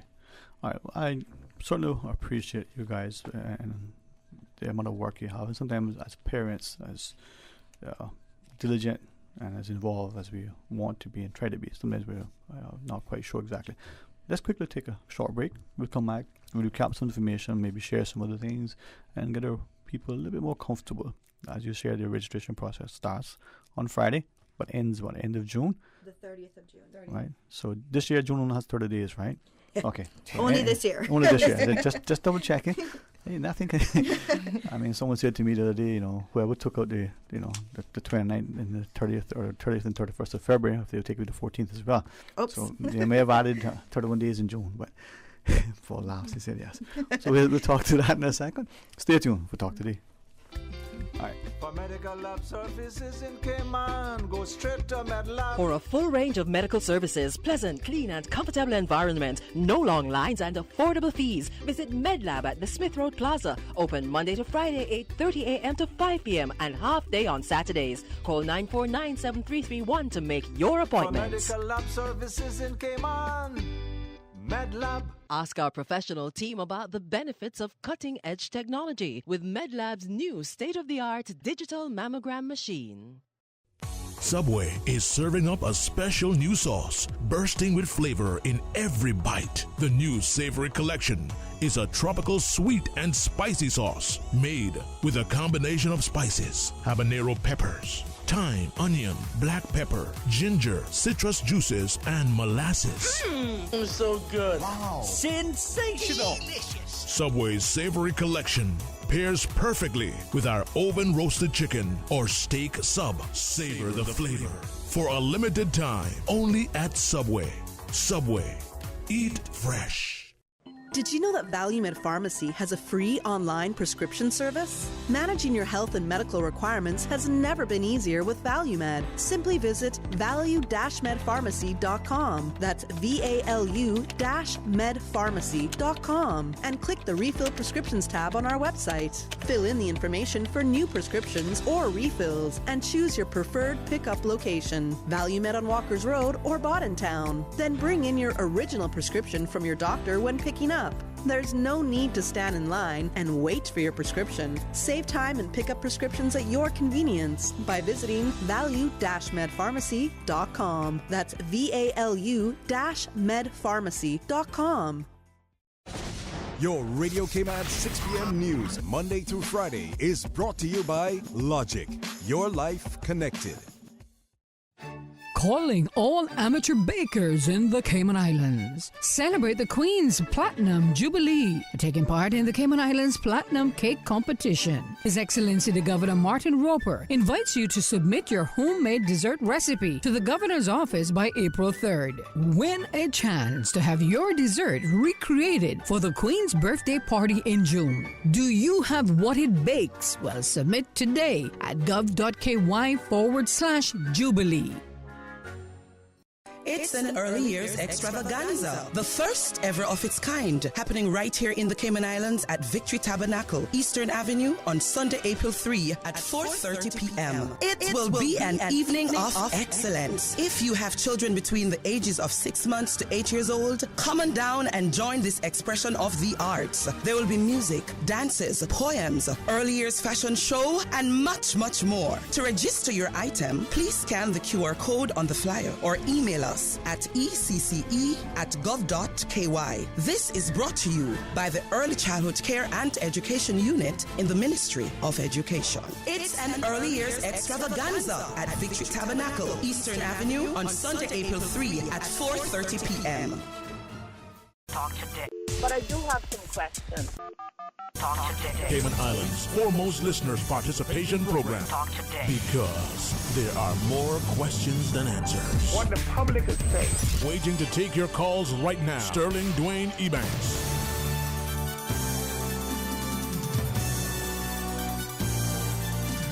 Hey, good afternoon, welcome, Mike, and thanks for joining us. And thanks to the excellent team within the civil service, in particular, all and Sunday who are involved in education and especially at the Department of Education Services. We probably don't sometimes appreciate as a wider community the amount of work that's involved and your untiring efforts and the genuine commitment. So as we look at student registration, I joke and jest that February is gone, March is just about to be over. But the first day of April is on Friday. So that registration opens for the 2022-2023 academic year. Closes on June, so that's 30 days, right? So 30th. Okay, so it closes on the 30th of June. Yes. Ms. Anola Smith together with Nikki Samuels. Ms. Nikki, what do we need to do? Just help us to recap and be reminded. Okay, so the first thing to keep in mind is your opening and closing dates. 1st of April, and because it's online, 12:01 a.m. you can submit your application online. You don't have to wait for our offices to open. You don't have to battle the traffic to come and see us. Any questions or queries you have, please reach out to us. It is going to be a very heavy time for us, so the best way to reach out to us would be by email, that we can just be answering our emails to you. Again, it's edu.registration@gov.ky. Take your time, read the application thoroughly, submit the documents. And bear in mind that sometimes, although the documents are there, it's not necessarily an exhaustive list. There may be something else after going through your application that we will require from you. And then once you've submitted it, then we can start the process of working with those applications. Any queries or situations that we have, we will be reaching out to you to sort through them. Okay. And I think the sooner we start, like this application process for scholarships, the sooner we realize that we have all that we need, or there's other requirements. It's an exciting time, whether you start in school at age 5 and change, or whether you're moving from one grade to the next, from one school to the next. Get started, right, Ms. Nola? Yes. What else do you want to share with our listeners so that we appreciate that, not only are we documenting and having the children legally registered, those who fall between 5 and 17, but give the children every opportunity, man. Don't put them out of disservice, right? Well, we just encourage parents, to take the effort to actually put in the applications. And if you are unable to do it yourself, give us a call, or like my colleagues say, email us, and we are quite happy to support you through the process and to get you going. Okay. We have a question off here on our messaging system here, and I'm just going to paraphrase. The parent is speaking to where the child splits the time between parent A and parent B, and I would quickly respond to say, listen, speak to the office directly so that they can address it. But just generally speaking, where you may have a child who is either with grandparents for some of the time, or with mommy at some of the time, and with the other parent at some of the time. How does that work? And from one district to the next, one catchment area to the next. So we're aware that there are a lot of dynamics that come into play when you're looking at compulsory school age. Where it's been as daycare and so on, that's very flexible. We have cases where the parents, we had a parent that was a flight attendant, so they needed their child would stay with their mom when they were traveling, and that, of course, is outside of their control when they're scheduled. So we do have extraordinary cases, and we do know the dynamics differ from family to family, and each is assessed on its own merit. But the underlying question would be, yes, the child is spending time with different persons that may have parental responsibility, but where is the child's place of abode? Where would you consider their place of abode, permanent place of abode? In that, when they're starting compulsory school, it would be kind of difficult to say Monday, Tuesday, Wednesday here, Thursday, Friday here. Some families do have to do that, and sometimes it's we have court orders and so on that do come into place. So we do look at everything, and that's why we say our list is not exhaustive. We do look at everything. We do also know that sometimes applications are put in and circumstances change. So if they have a query like that, we would encourage them from before the application period opens, send us an email with their documentation and their query so we can look at it outside of the public eye and give them a personal response to their particular situation. I appreciate that. I think as we see the changing dynamics in our communities, that for some of us, it's best to have the concierge service that you provide. So thanks for that. And it's, again, for us as the adults, the parents, the primary sort of caregivers, to make sure that we are involved and very proactive. Well, I think one of the things we also need to add to when we're also processing application and there's that query about address, we also do physical checks. We actually go out to homes and we look people up. So that we, when it comes to that question of catchment, if the children are in the correct school, because we do get bombarded when children are placed wrongly, but everything is based on what parents submit. And I think something that we may not appreciate, as you mentioned, the bus service, for instance. You live in West Bay, and for whatever reason you go to school in East End, the bus doesn't go that far. Not even the public bus. So we need to do that. Yeah. So having said that, I would jump on that point as well, in that sometimes we do have situations where persons are in the catchment and then they move during the academic year, or maybe they weren't necessarily in the catchment and their application it went unforeseen because they've made a statement. But keep in mind, everything they say on this, they make a declaration. So anytime that there is whatever information is found to be false, then they're liable for correction, right? But when children are placed out of their catchment school, simple things like transportation become the responsibility of the parent or guardian. And as we see with the traffic and different things, the responsibility of trying to get your child to school on time and get to work on time then becomes a major issue. And often those that are out of catchment and that have squeezed through become highlighted, just that simple. They're coming late.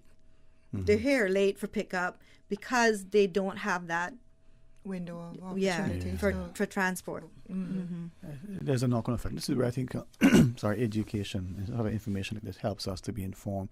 And we may think there's a personal preference for whatever the perception is, the reason, as justified as we may think it is, right? It can have a knock-on effect. And you reference a number of things that we would need to provide, so hopefully people will start the ball rolling and get it going across.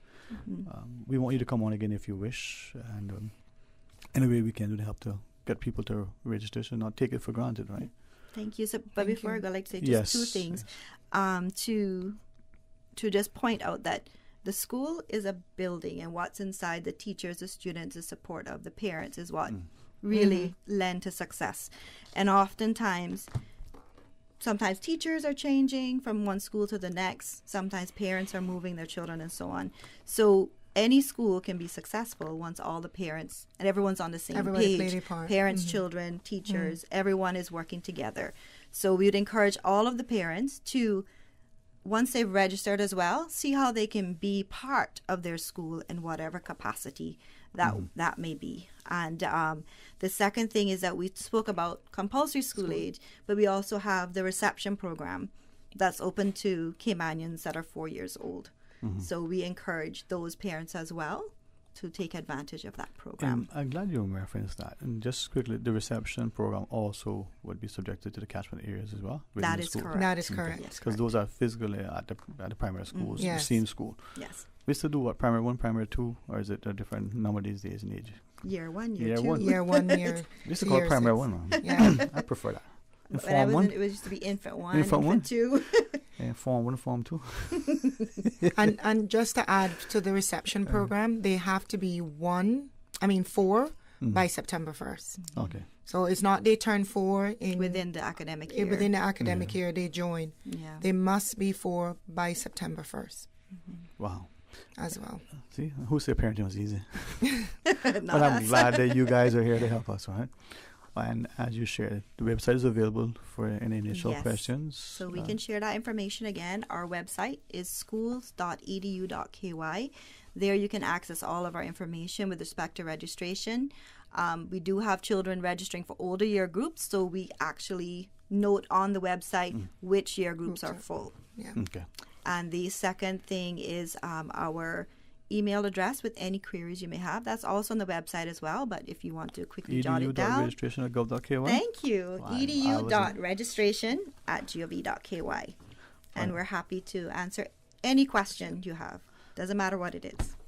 Thank you both. You guys are great, and not just because I see and know from a distance, but just here alone. Yeah. As you both quickly reminded us as parents, if we are part of the teaching and learning that happens in the schools, and we draw alongside the teachers, that partnership makes not just a much more successful, but also enjoyable time for our children while they're in these schools. And they're going to be there. And a holistic experience. Yes. Exactly, man. It's a great time.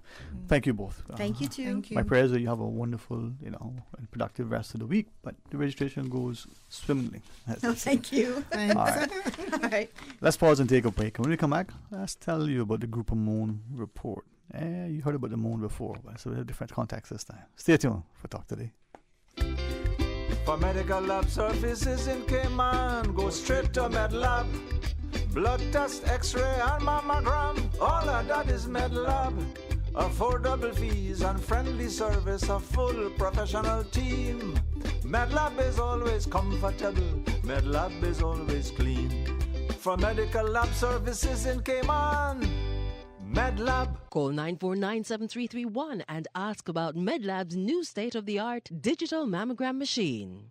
King Sports Center takes pride in being more than just an ordinary gymnasium. For 14 years, their multi-purpose facility has been providing the community with a variety of sporting, recreational, and relaxation activities. King Sports Center has a bowling alley, lounge bar, multi-purpose rooms, powerhouse gym, rock climbing wall, bungee jumping, a 10,000 square foot rink, and so much more. For more information on the variety of services, call their friendly staff today at 946-5464 or email kings@candw.ky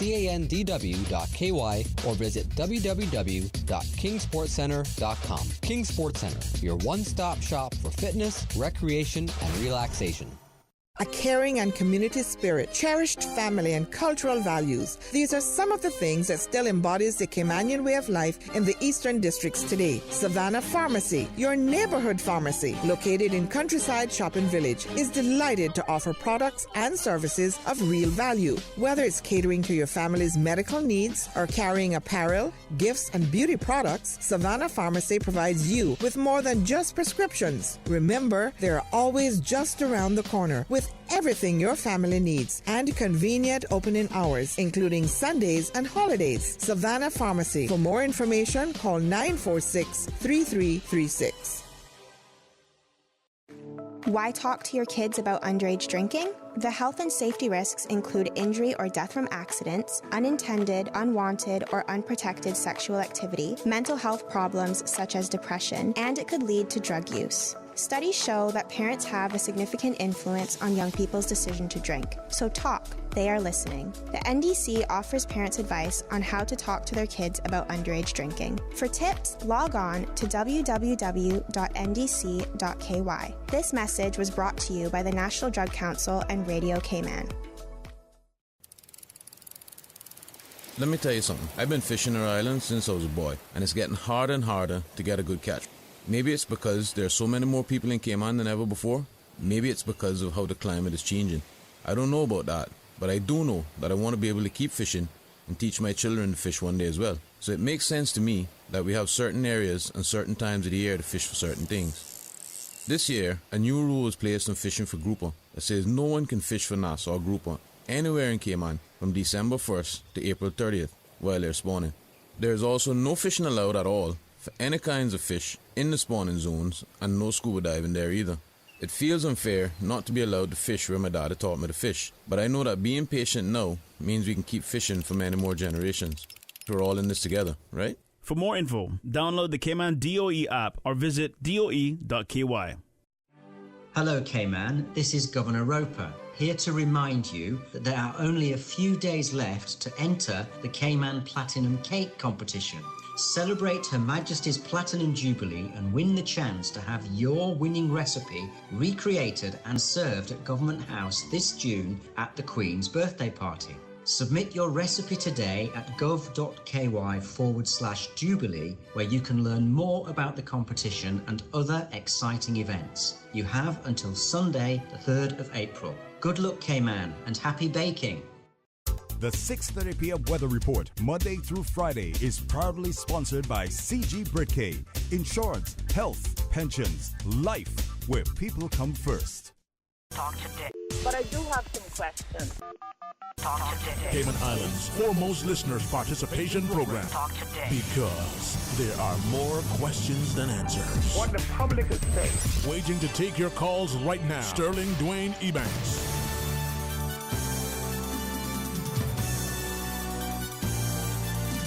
Hey, good afternoon and welcome back, and thanks for joining us. And sometimes, we have wonderful information, at our fingertips, and sometimes we're just not open and available to having it shared with us. But I'm always grateful, especially at the Department of Environment, for their research to be, when it's available, to be shared so openly with the public. So Dr. Croy McCoy, together with Sir Tim Austin, gentlemen, thank you both for coming on board.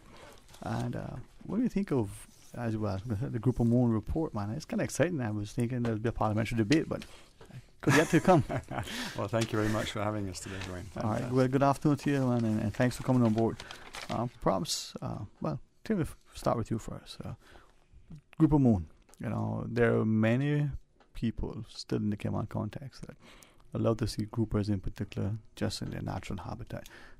I used to think back to way back when we would swim amongst the reef, and there was particular fish, one group in particular that I'm convinced to this day.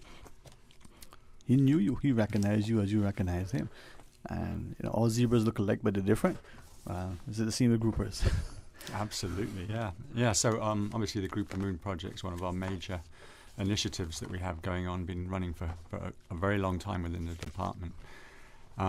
Focusing primarily on the Nassau grouper, but also now pulling in other species of groupers as we move forward. And Dr. Croy is going to tell us all about the science between. We've just finished this year's 2 surveys in the January and February, because the groupers are actually quite unique in their ability to spawn once a year. They come to sites where they aggregate for spawning, and at that time we're able to go down and monitor them. And I'll let Dr. Croy tell you all about the results from that, because it's really very encouraging. Well, the last two competitions that we had almost back to back were not just illuminating, but Dr. Croy, welcome and thanks very much. Thank you, Dwayne, and welcome to the listening public. As a wrap up of the numbers for the grouper moon, I'm very happy to report preliminary ones. I don't have the exact numbers, so we're still crunching them together for it, but it was a lot of fish, perhaps the most we've probably ever seen. And in Lower Cayman, we can sort of put it a little north of 8,000, and for the Brack, a little north of 3,500 to 4,000, which is very encouraging. And for Grand, due to weather and logistics, we could not really assess the eastern Grand Cayman and Coxswain Bank. As you know, that's a very, very harsh environment. It's exposed in strong currents and everything else. Any fisherman will tell you that. Excuse me. In Brack, we did some studies there too, assessing the population, but again, that's also exposed.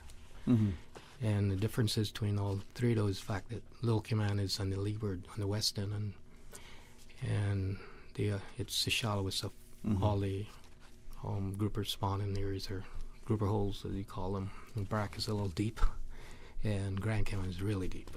So outside of the normal research diving limitations. But the spawning in Little Cayman was particular, and we saw a lot of smaller fish, which is very indicative of recruitment to the aggregation. So an increase in population. You get the younger ones coming in. When you look at the population length frequency,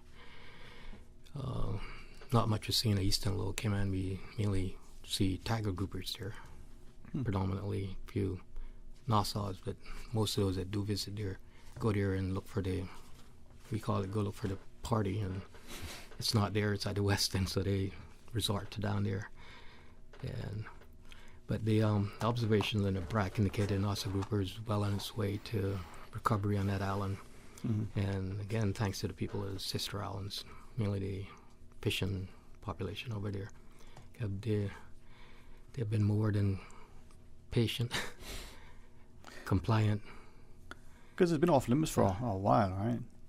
In the Brack, or restrictions. Yeah, but I'll argue that it's it's no time to slack off in a sense with that, because for a future point which I'll make on climate change, because we're going to need a very healthy population with genetic variation to have the best possible outcome of a sustainable resource. Right. And you mentioned tiger grouper, the Nassau grouper, or whether this is a real term or not, the strawberry grouper. We see different ones. Do they crossbreed, or is it Nassau with Nassau, tiger with tiger? No, not to my knowledge. Actually, I've studied the Little Cayman aggregation monthly at two different intervals every year at each month, because it's a multi-species spawning site. And it's sort of, they all use it. I call it the maternity ward of the ocean for broadcast spawners. So you'll have the Nassau's come in, then you'll have the yellowfin groupers come in when they're finished using the maternity ward, and then you'll have the tiger groupers come in and use it along with other species, that utilize this very special area. But they are specific, the grouper, there's no cross sort of pollination, as it were. No. Right. No. There's sort of like a lock and key mechanism, the same as with human beings. I think that Mother Nature's developed. So. Yeah. And with that in mind, maybe two things, because I think, as you just highlighted, it's no time to slack off. We may have seen a successful recovery, and I recall your last, specifically the last two times you joined us on air. Our success in the Cayman Islands, is sort of coveted when we see the attempts in the other jurisdictions, and sadly not the same level of successful outcome. So with that in mind, one, predators. There's all this, well, I call them fish eggs, delicious meals for predators. Any concerns that there's this aggregation and the sea is open, there are no fences around? Well, one of the things we see is a lot more sharks at the aggregation as the population rises, but that is a ecological response. With more fish at aggregation, there's more, they secrete more just, waste, which we call waste, but, poo, whatever you want to call it. Yeah. But that's also in the whole food chain for the, just say the cleaner shrimp and more eggs in the water for the filter feeders, something as big as a whale shark, but it offers meal to also to sharks. But that's an ecological response, as Mother Nature intended it to be. So you're getting a more balanced system in the whole equation of how things work ecologically. So for that ecological balance, what sort of, and this is where I think that it's interesting for those of us who are out or have family friends who are out more, you see that aggregation attracting the whale sharks or other species, and it creates to the biodiversity. If it's okay with you, if you think it's appropriate, one, specifically to get people to appreciate how important it is, and two, to recognize that this adds not just environmental value but even economic value. What are some of the other species that you may see or you have seen coming through doing aggregation, from the whale sharks to some of the other larger species? Oh, the fishermen know a lot about this, so that's why they fish the moon. With it being every month there's spawning activity of some species of fish, not necessarily. We even though we really study the groupers, there is a sort of like real-time blue planet moment that you see happening, which is once they spawn, gets near to it, that's a cue. I mean, we use it as a cue in we call it heron, but which is the scad, big eye scad, show up, and then you have what we call ocean yellowtails, blue runners, they show up. But they're bait fish for the pelagics, which like wahoo, tuna, dolphin, marlin, and you see all these fish at the site. I actually have video of swimming amongst wahoos. They're sitting there waiting, chasing bait fish. But it's sort of like you see this whole mechanism coming together as the reader food chain, who's at the apex and coming down, right? Exactly. It's a beautiful sight. Yeah, and it's a wonderful sight to see this whole mechanism coming together and working so great, and that's again indicative of a healthy system, that you have all these players that come in as how Mother Nature works. Right. So let's take our news break at 2. When we come back, the time that you need, tell us more about the report. Give us some of the scientific input. I think we'll get a greater appreciation for the importance of this. This is not just science and research. This is actually part of the ecological balance, but the importance of what it means to the healthy, not just healthy species, but a healthy planet. All right, let's pause and take a break. Continue discussion right after with Dr. Croy McCoy and Mr. Tim Austin. Stay tuned for Talk Today. Radio Cayman, the voice, the heart, the soul of the Cayman Islands. Today's biggest news. Radio Cayman. Your voice, your choice. Local, regional, international. This is Headlines from Radio Cayman's newsroom. Today's biggest news. With your latest headlines, I'm Felicia Rankin-Solins. Government is flying flags at half-mast today at all government sites, and then again for 2 days before Mr. Benson Ebanks' funeral, which has not yet been announced. In international news, Germany and Austria have triggered emergency plans over possible gas supply disruption amid a payments standoff with Russia. Russia has demanded unfriendly countries pay for its gas in rubles from March 31st, but the EU, which mainly pays in euros, rejected the idea. Moscow later appeared to soften its stance, saying on Wednesday ruble payments would be introduced gradually, but Germany and Austria have taken the first steps towards gas rationing. Dyson has taken its first step into wearable technology with an eye-catching pair of over-ear headphones that come with an air-purifying mouth visor. Best known for vacuum cleaners, Dyson has diversified in recent years with products such as fans and a hairdryer. The headphones, dubbed Dyson Zone, are designed to tackle the growing issue of air pollution. The headphones go on sale in autumn. Bruce Willis will step away from his acting career after being diagnosed with aphasia, a condition that impedes a person's ability to speak and write. Willis is best known for playing John McClane in the Die Hard films, which made him a star. These are your headlines. I'm Felicia Rankin-Solins. For the latest in news and information, follow Radio Cayman on social media, Facebook, Instagram, Twitter. Download the Radio Cayman app or log on to our website, radiocayman.gov.ky. Talk today. But I do have some questions. Talk today. Cayman Islands' foremost listeners' participation program. Talk today. Because there are more questions than answers. What the public is saying. Waiting to take your calls right now. Sterling Dwayne Ebanks.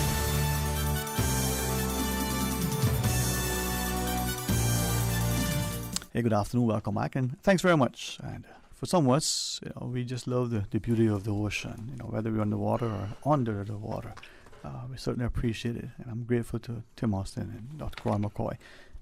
I know, Dr. McCoy, you referencing on the report most on the groupers, but to some extent, even if we at some point through resources, financial, human, and otherwise, focus on snappers or even the pelagics and the like, we're seeing that in our waters, a lot of wonderful fish, coming and going and just enjoying it. So, for you, man, that must be a joy. Yeah, it is.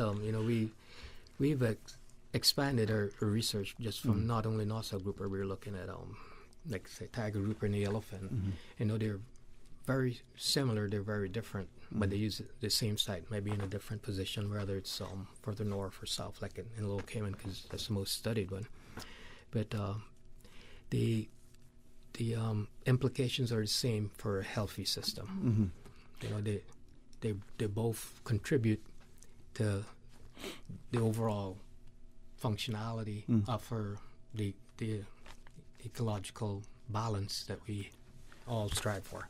If I might ask, and I certainly want you to share as much as you wish relative to the science and the study, the research and the data that you've collected so far, but as a species congregate and the aggregation sites, is it that they're still territorial? The Nassau group would tend to be in this corner, for argument, and then when the tiger comes in, tends to be in this corner, or do they, like the maternity ward, they come in and bed one is available, so mom leaves and another mom comes in, takes a bed one. How does that go? No, the only there's two very prominent things with that I can that's repeated every year and stuff, is the fact that fish move according to current. There's a term called rheotaxis. They orientate themselves into the current. So like a boat tailing off. That being said, they'll move upstream if the current's strong from say the left or to the right. Sort of like that. Yeah, just put that closer. Yeah, all right. So they move upstream when the current's coming from that direction. Okay. And but most of these fish are very territorial throughout the whole year. But during spawning, they're like they accommodate being close together because there's thousands of them. I just heard Nassau grouper. But also, they in the ocean there's a element of we call it parasitic loading on the fish, and they all go to sponges, and we've been documenting this work here, where we call it cleaning stations, where they'll go in there and get their gill plates and teeth on their body get picked off and stuff. They'll line up almost, so as soon as one get in there and wait behind and it departs, next one is in there. And usually sometimes they'll shoo each other off to get cleaned and stuff. That's the only sort of aggressive behavior that you see there when they're. But it shows a level of learned intelligence as well, right? At least to me, from little I've seen personally, they're like students waiting to go into the classroom or go into lunch. You form your single file line and you go in. It's very organized. And Nassau groupers are very intelligent animals, and the behaviors is almost reflective of what they're exposed to. They learn a lot. Being exposed to different things. The ones in Lower Cayman are very friendly almost anywhere you go. You go to the BRAC and they're skittish and they know you. They see you a long time before you're even near to them, and it's very different, you know. Oh, and I say this, with that apology, and it's not intended to inflame about it, but way back in the day, before the recent entrance of the last decades, who seem to be the pundits and the know-it-alls, the older fishermen, like my father and Mr. Solid and a bunch of them, they would have particular fish, groupers in particular, even a few snappers that, my words, almost like a pet. They knew the fish would recognize them. And they would come back and they would say, I saw him again today, or if they didn't see him, they would get concerned like the thing had disappeared. And this was, 40, 50 years ago. And now today, it seems that what they were saying wasn't just fish stories. This was real. They've developed a bond, a relationship, an awareness of each other. Is that really true? I mean, I've always wondered. The last time I was in Little Cayman, I was talking to a guy from BRAC that I know, and he's an avid spear fisherman, and it was, he was telling me a story where he used to come ashore that there's this Nassau grouper that was just out there by the a little ledge there and stuff, and he sort of formed a bond with him. These animals can almost be domesticated, and you can, wherever you find them, you can go back there every day and he'll be there. Cause they take their own, where they settle out, their own house, I guess you could call it, or own rock, and he's there for his entire life outside of foraging or for reproductive reasons going to the aggregation. So that being said, people do. They are like that as the old fishermen, because most of my knowledge in the inception of studying these fish, I learned from fishermen. I have a lot of respect for what they've learned over the years. They mightn't be able to explain why, but they know the behavior of different things, different fish, sorry. And it is amazing that you can domesticate these animals, just like how you have a cat or dog. We call them the puppies of the ocean. Most other groupers you can't. I mean, even if you try to domesticate them, they have that element of avoidance. Whereas a Nassau grouper becomes so friendly and stuff, you can hold him and pet him, and he'll follow you around. And there's divers that in Little Cayman, I know that, at least when I spent a lot of time diving there in Bloody Bay, and they know you, they recognize you. It just seems you recognize them, and they'll take you over almost to where a squirrelfish is into the coral. And if anyhow you can make that fish move that he can turn, he'll take it out of there. But he'll go and find a fish and come back and almost take you there. That's my experience of it. Yeah, man. And I Tim, funny, man. I mean, it's incredible. I mean, and just to come back to the point, we've documented the fact that they really are territorial. They take a patch of reef and they remain there. We put acoustic tags in them, and we're able to monitor their movement. And sure enough, as Dr. Croy says, they just move at the breeding season, and they travel incredible distances to find the breeding site. But don't underestimate the intelligence of these fish and the ability of them to kind of adapt to their surroundings.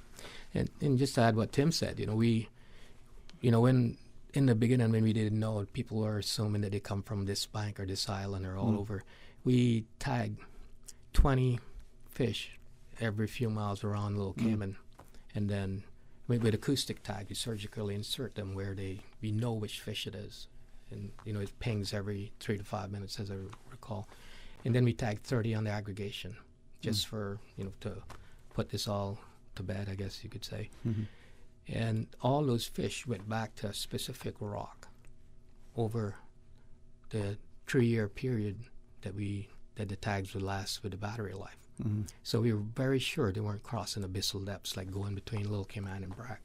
But also we use these Floyd tags where we tagged about 950 fish, and they're color coded into these fish. And out of all of that, we had something like 4,000 sightings of repetitive. We asked divers to, this was done in Little Cayman, to let us know, the color and stuff. And no fish ever left any of the islands that we did those on. We did them in BRAC also. Mm-hmm. And so that was also confirming what we were seeing with the acoustic tagging. But we have these islands ringed with hydrophones that listen to these devices and record them. That's why we know movement and behavior. Mm-hmm. And some of these are depth coded, so we know the depth they're at when the ping goes off. And as I listen to you, I think that there are some of us that may travel to some places to see particular things, a museum to see a particular painting or something on exhibition, or to some places because they have perhaps terrestrial animals on display. Everyone's called zoos, maybe they've given a euphemism these days, and I don't think that we appreciate that here in the wide open ocean that you have, let's say, the NASA group that's been there for 10 years, 30 years, the economic impact that can have as people return to dive. But then I can imagine on the other side, here's a fish that is trainable, is tame, somewhat domesticated, could become, to the unknowing or the unscrupulous, easy pickings. Yeah, they are very vulnerable and stuff. And as you mentioned with age, in 1987, we aged one that was 29 years old. And that just makes them, they only spawn once a year, during that period, and that along with being long-lived, and they don't recruit, they mature at about 5 years. So it takes they're long-lived and years to maturity, along with the fact that they can be domesticated. And when they aggregate, when they used to fish them, like fishing in a barrel. So, and then, the mothers are pregnant, they're hungry, so are the males. And so it's easy pickings. But also in other areas, they throughout the year, they are easy pickings. That's why most of these domesticated ones are within the reserve, where, and whether it's here, Little Cayman or BRAC. Well, share with us, though, as we speak to Dr. Croy McCoy and Mr. Tim Austin about the Group of Moon project. Share with us some of the things. You shared some of the findings. You're talking, less than 10,000 on the BRAC, less than 4,000 thereabouts on Little Cayman, but on Grand Cayman, because of the weather, it was a little bit more challenging to get the numbers. Two things. It's Little Cayman with the large aggregation. Just to point out the fact that, we are the shining light of recovery. It's an iconic species of the Caribbean, and it was the traditional food resource of the region. The only other place I could find of any recovery was in the Virgin Islands, and that was from 30 fish in the Galmanic Bank in the U.S. Virgin Islands, and that was from 30 to 100 fish. So that is minuscule. But when you get that low, you get a Lille effect, which is a whole different ballgame. But getting back to your question, with 8,000 in Little Cayman or thereabouts, and 4,000 in BRAC, that is a result of sound goals that were achievable and management. And this didn't happen because of the research I did. This happened because of the compliance of the people, mainly in the sister islands, of patience, compliance, and you can. I can't thank them so much for what they have a healthy respect for what they're doing. Yeah, for what they did. And I can't say much about the east end of Grand Cayman. I know we've only done 2 assessments there, but we know it's less than 500 fish per assessment that we've done there, because, as I mentioned earlier, for reasons of, for logistical and weather issues and stuff. But we know the population is low. And sorry about that. No, I was saying, because some of your research, and maybe after this break, you will tell us some of the cutting edge things that you were sharing, whatever you want to share with us. Increasingly, we get to appreciate that this isn't just an academic exercise. There are real world implications, and it has a strong impact on the ecological sort of system, but also what it means for society and for future generations. So, as you wish, when we come back from the break, Dr. Croy. All right, we'll take the final break. When we return, more talk today. Freedom, Cayman BRAC. Freedom, Little Cayman. Soft breezes, blue waters, no traffic. Unwind and rejuvenate your mind, body, and soul. Sister Island Staycations, a taste of freedom. Discover all that our sister islands have to offer. From boat days to beach gatherings, leave the catering to Subway. Choose from small and large sandwich platters, double meat wrap platters, and top it off with optional cookie platters for dessert. Or ask about our Subway box to go with the option of 6-inch or foot-long sandwich, 1 cookie, and 1 bag of chips for all occasions and celebrations. Let Subway focus on the food so you can focus on the fun. Visit subway.ky for catering options. Subway. Eat fresh. For medical lab services in Cayman, go straight to MedLab. For a full range of medical services, pleasant, clean and comfortable environment, no long lines and affordable fees, visit MedLab at the Smith Road Plaza. Open Monday to Friday, 8:30 a.m. to 5 p.m. and half day on Saturdays. Call 949-7331 to make your appointment. For medical lab services in Cayman, MedLab. Ask our professional team about the benefits of cutting-edge technology with MedLab's new state-of-the-art digital mammogram machine. Busy, busy, busy. Feel like there's not just enough hours in the day. Savannah Pharmacy, service to make your life easier. Now you can WhatsApp your prescription order to 929-5045. And pickup is just around the corner with everything your family needs and convenient opening hours including Sundays and holidays. WhatsApp your prescription order to 929-5045. Savannah Pharmacy, wholesome values with modern conveniences. I've got some beautiful clothes. I know just where they go. Puritan Cleaners. Puritan Cleaners, now using the most popular and eco-friendly cleaning solvents. 2 convenient locations to serve you: Savannah Countryside and Eastern Avenue, Georgetown. Drive-through, rain or shine, free pickup and delivery services available. Call Puritan Cleaners, 949-7104. Also ask about our in-house discounts. Puritan Cleaners, you feel good when you look good. Calling all amateur bakers in the Cayman Islands. Celebrate the Queen's Platinum Jubilee. Taking part in the Cayman Islands Platinum Cake Competition. His Excellency the Governor Martin Roper invites you to submit your homemade dessert recipe to the Governor's office by April 3rd.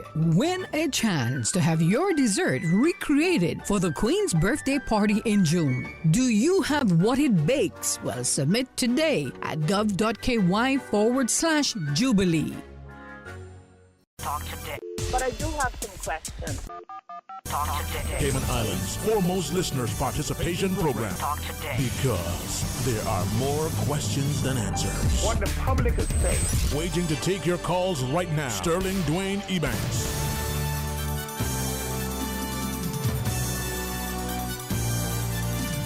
Hey, good afternoon and welcome back, and thanks for joining us. And as we talk about the Grouper Moon Report, it's a project that I think has been ongoing as we do the Dr. Croy McCoy and Mr. Tim Austin from the DOE.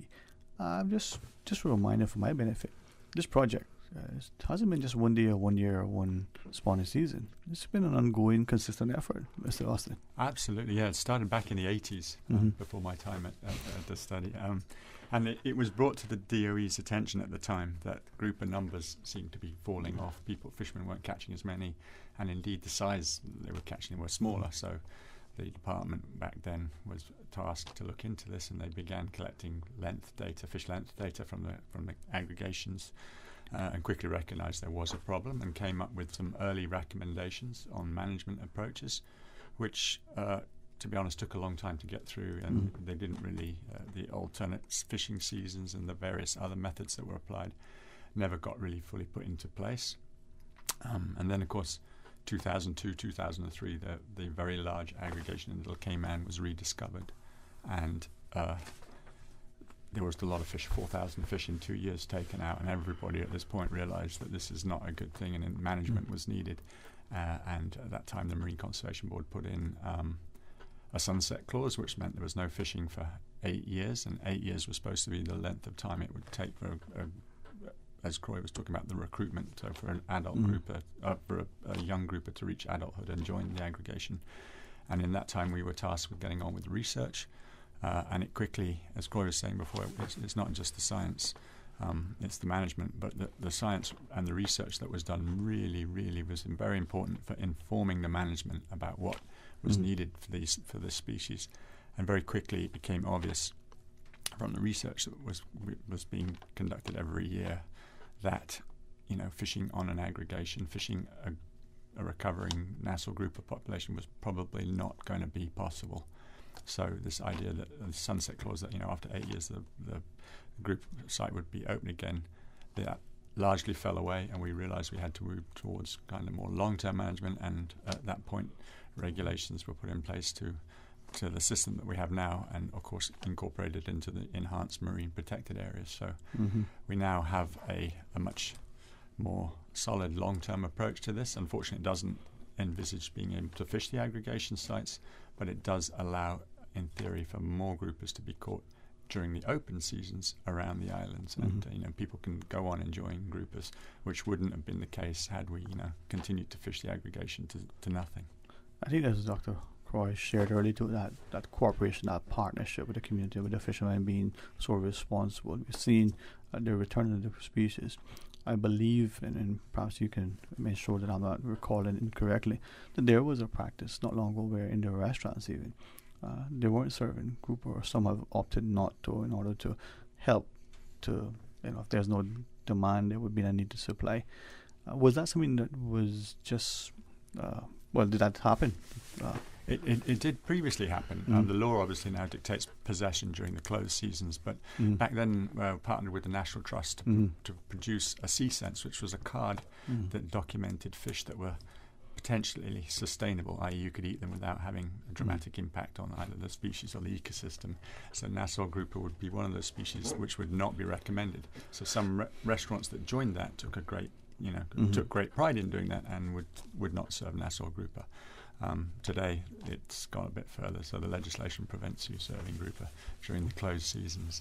Yeah, so like lobster and during closed season it extends to the Nassau grouper. Yeah, exactly. And you know, I know some consumers will consciously say, well, yeah, I'm not going to this year, I'm not going to at all as I go into the restaurant. If the catch of the day happens to be grouper, no matter what kind, they won't. Yeah, some and education is a big part of that. Okay. So yeah, and obviously public pressure is also a very big driver of change when we need it. So Dr. McCoy, from that perspective, I mean, your research, as Tim shared, very instructive, very informative in relation to policy formulation. But share with us, how does this sort of play out in the long term? Because it'll take a generation, as you shared, for us to see an impact. We'll see the frustration of those who rely on fishing as, you know, a viable means of income, for that extended sort of operator who's taking people in to dive, and the fish is in there. There's a corresponding knock-on effect on their action. Yeah, in the sense that you know, more groupers on the reef transfers to more of a getting back to our social or culturally position and what it used to be, along with the fact that it's economically and ecologically important, and economically in the sense that you know, a grouper on the reef, as you mentioned, with divers and as such, will transfer over time because they live a long time, to more than 20 times per year. That's just in 1 year. The literature states that what it's worth in as far as monetary-wise. So it's very important, not only just for us here in Cayman, but as a region to manage this resource in a sustainable way. And we're the only ones that have ever achieved that. Because just as a little bit of history, there's over 50 sites in the region, and you know, 30 is no longer even existent. You know, we've been extirpated, and the other 19, except for Cayman Islands, is the fact that the population is so low. It's not a viable population in the sense that, and getting back to what you said about, you know, it takes almost decades to recover this population because of their life history strategy. Not only is broadcast spawners, but they're takes a while for maturity, and they live a long time, and they only reproduce once a year. Wow. I think this is where you painted the picture just then, almost as if, you have the smaller ones, the bigger ones, and the pelagics all the way up, everybody feeding. It's that chain, of amazing. It's almost like in real time watching, when these television shows such as Blue Planet and Planet Ocean and stuff. Yeah. And I recall, not this year, we've seen a lot of sharks this year, but last year where we was like a dozen or so sharks, and it's one of those moments where the fish come from below and come up and take them because they can't see the shark coming up. And they took one Nassau grouper, and then they all fought over it. It looked like a bunch of eels just there and stuff, and right in front of you. And that's one of those things. Did you get a video, man?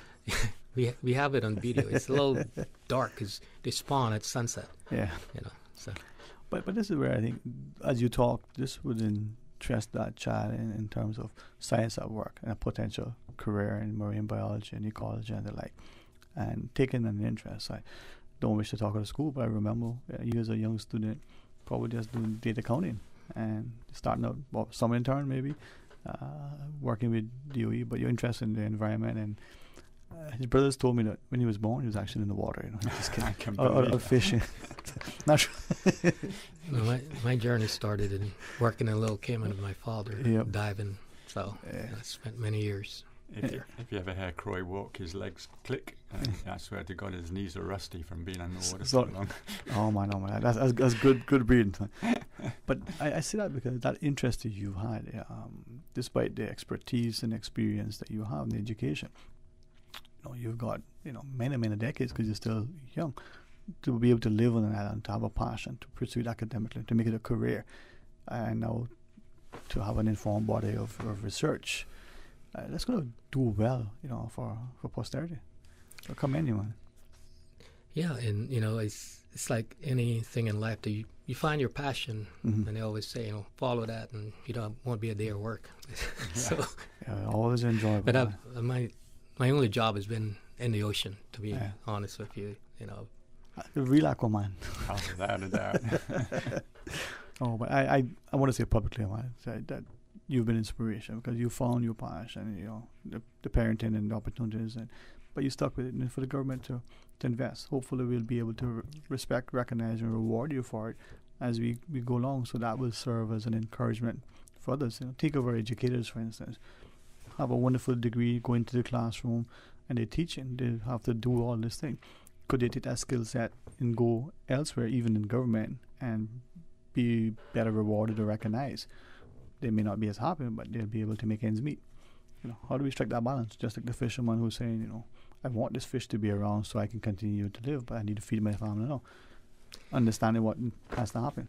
Yeah, I mean, in terms of with the fisherman, as you talk there, it's one of the most inspiring things to talk to people, especially the older fishermen that they haven't seen this since they were kids. And some of these are 80 plus years old, and they'll be cleaning their fish, and a Nassau grouper will come right up near, in the BRAC they call it Panama Canal, or up at Spot Bay. It's something that, and be able to catch a Nassau grouper during open season from the shoreline, and that is the greatest reward from my perspective, is to give them that opportunity again, and to hear that they're what they sacrifice and paid off, and we have it at a management level now, or managing the resource at a level now where the population is still increasing. At the same time, out of season, they can get up to 5 Nassau groupers per day. So it's a balance that they can justify also. Yeah. It shows that the approach is working, and it's the respect I think that we all have for that partnership, and to be able to catch a grouper from the shore. I mean, that was unheard of, for a long time. So success is proof in the pudding, or the grouper on the line. Yeah, I mean we have the blueprint for success as far as and a lot of countries are looking at us as, you know, that glimmer of hope, or that they can all mimic that in their countries. And, you know, we had a paper we published in 2020 and preceding the National Academy of Sciences that laid that out, because, you know, the work we do is not only important, you know, locally, regionally, but it's important globally, because all aggregations sort of operate with the same mechanisms. And, you know, though it's much easier for us to do because of the, you know, how close the aggregation is to transverse by boat and the depths in just looking at we've done our research. You know, it still gives them, though they've been struggling a lot with them, they're looking at what we got right, and they got wrong or are doing wrong. So even the SCAFRA, which is the global body for aggregation studies and helping countries manage their resource and stuff, they themselves look at us as in such a positive way in what we are doing. And, you know, even all the work we do in Little Cayman, even though that's a poster child for it, you know, it has high implications for what happens or what we can do in Grand and Brac. Well, I commend you for that, and I'm hoping that as a country we value and respect it. It's probably not unlike the research in the early days at the Turtle Farm relative to the information that's there, but maybe like that, we don't dismiss it so publicly, use it to inform not just academic instruction, but actual practical application. Because wouldn't it not be nice one day, 100 years from now, for groupers to be just as, you know, prominent in the oceans as they were 1,000 years prior? But it could be going tomorrow if we're not careful, eh? Exactly, but as you say, as Croy says, we've got the balance right at the moment, we feel, and we're going that direction now to making sure that they will be around. Well, gentlemen, the last conversations we had, we extend the invitation to continue for future discussions so that we understand the environmental implications, the ecological balance, but also the economic, you know, value. And I think for some of us, is, you know, dollars and cents, not just so. Maybe future conversations as we close out the discussion, Dr. Croy. Any parting words that you have? I'd just like to, you know, hit on a few things that the cutting edge work we're doing, moving forward. You know, we mentioned in the last show we did about the facial recognition stuff, where we using AI to learn to identify individual NASA groupers that, you know, track the population without having to tag them or anything else, and get gain estimates of growth and maturity and mortality, where we have a picture of and we also extract from video just seeing we have different faces, all of us NASA groupers have different patterns and stuff like that. So once you get the pictures and the video and run it through this machine, it recognizes each fish. And we're starting to use that now. We're trialing it. It works, and that's one of the things we're going to move forward doing. And it's also going to be citizen science, you know, where people see a NASA grouper, send us in a picture. We're going to have that we can build a database, you know, all around for all 3 islands and stuff, so they can get involved and they just upload their pictures and put in our database, and we can tell them if that's the same fish every time they go out and stuff like that. So that's pretty good. We also played with something called a fish sense camera, which is this technology is based on the Intel RealSense 3D imaging camera, and what it is an in-house software camera, everything, and it has no post-processing of the videos. It does everything there, and lots of potential to recognize individual species, and it gives length of fish also.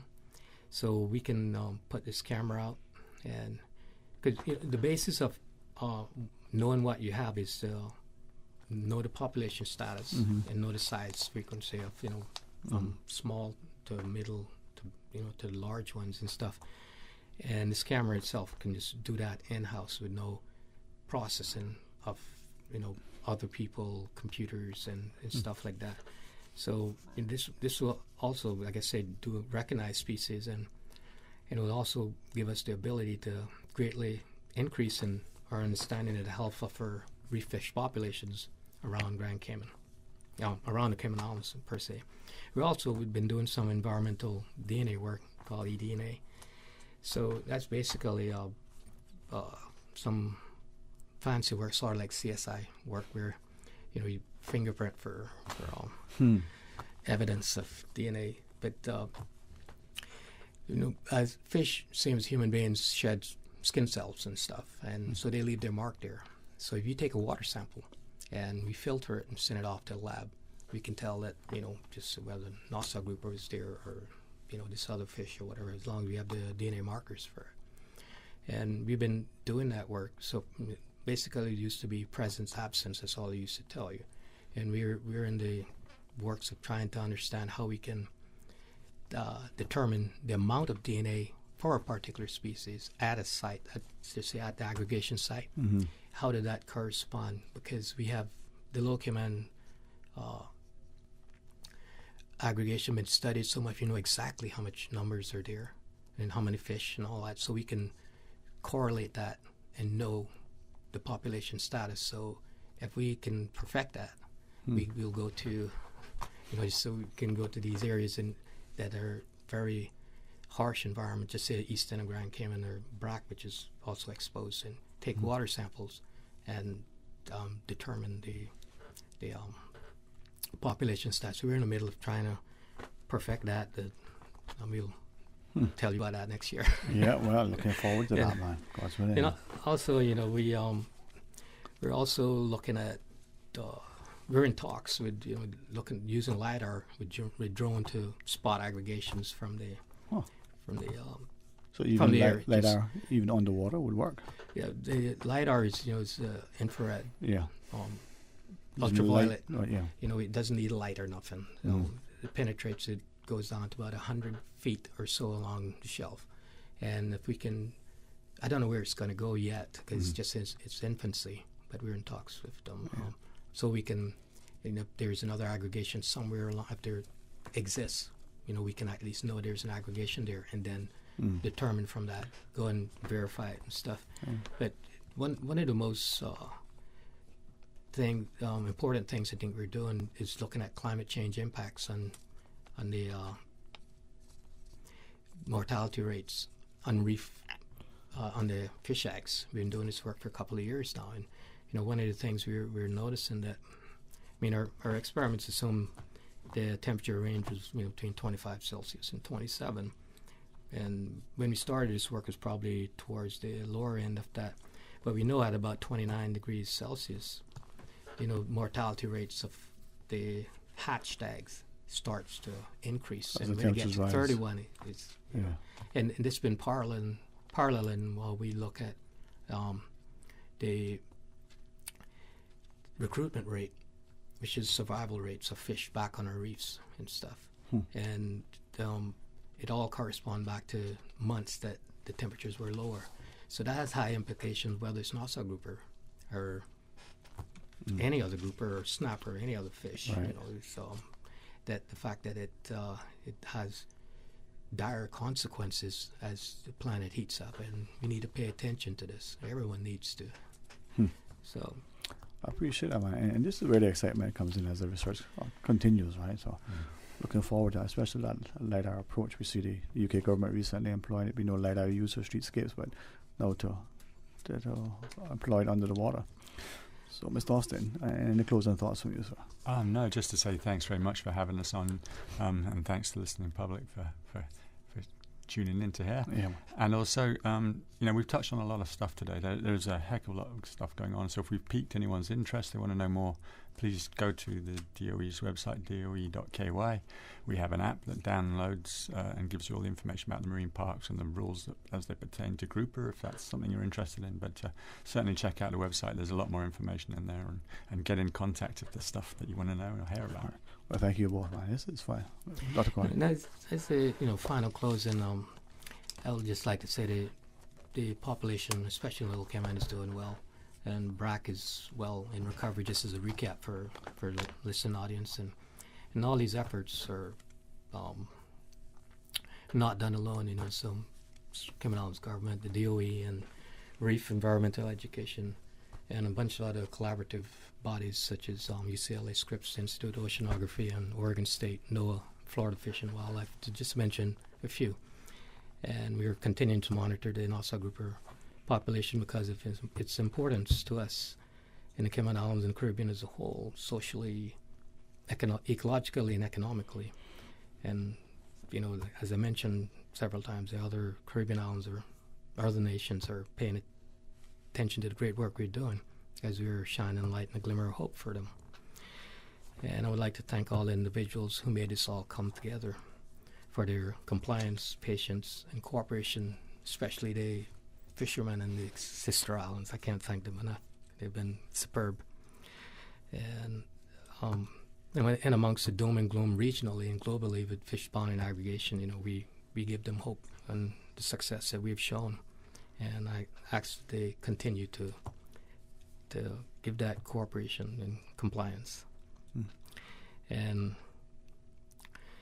lastly, just say kudos to the people of the Cayman Islands for making this all happen, and exercise and restraint and again patience and all that they've shown over the years, and it's been superb in abiding by the rules and regulations in the past 2 years, and just ask that they continue to do so. Thank you. I sort of join you in extending that gratitude, but then they're also evident that what they're doing is working, so they can see that it has a positive knock-on effect. So thank you both. Thank you. And future discussions, especially with the employment of science and the new emerging technologies and some of the research. So we're looking forward to that.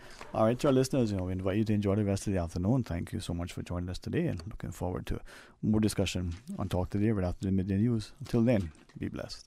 Talk Today is brought to you by Subway, open 24 hours in Countryside, Anderson Square in Georgetown, and Centennial Towers in West Bay. And by the Ministry of District Administration, Tourism and Transport. Explore your history, explore your land, explore your sister islands. MedLab in Smith Road Plaza, your complete medical laboratory solution. Call 949-7331. And Savannah Pharmacy in Countryside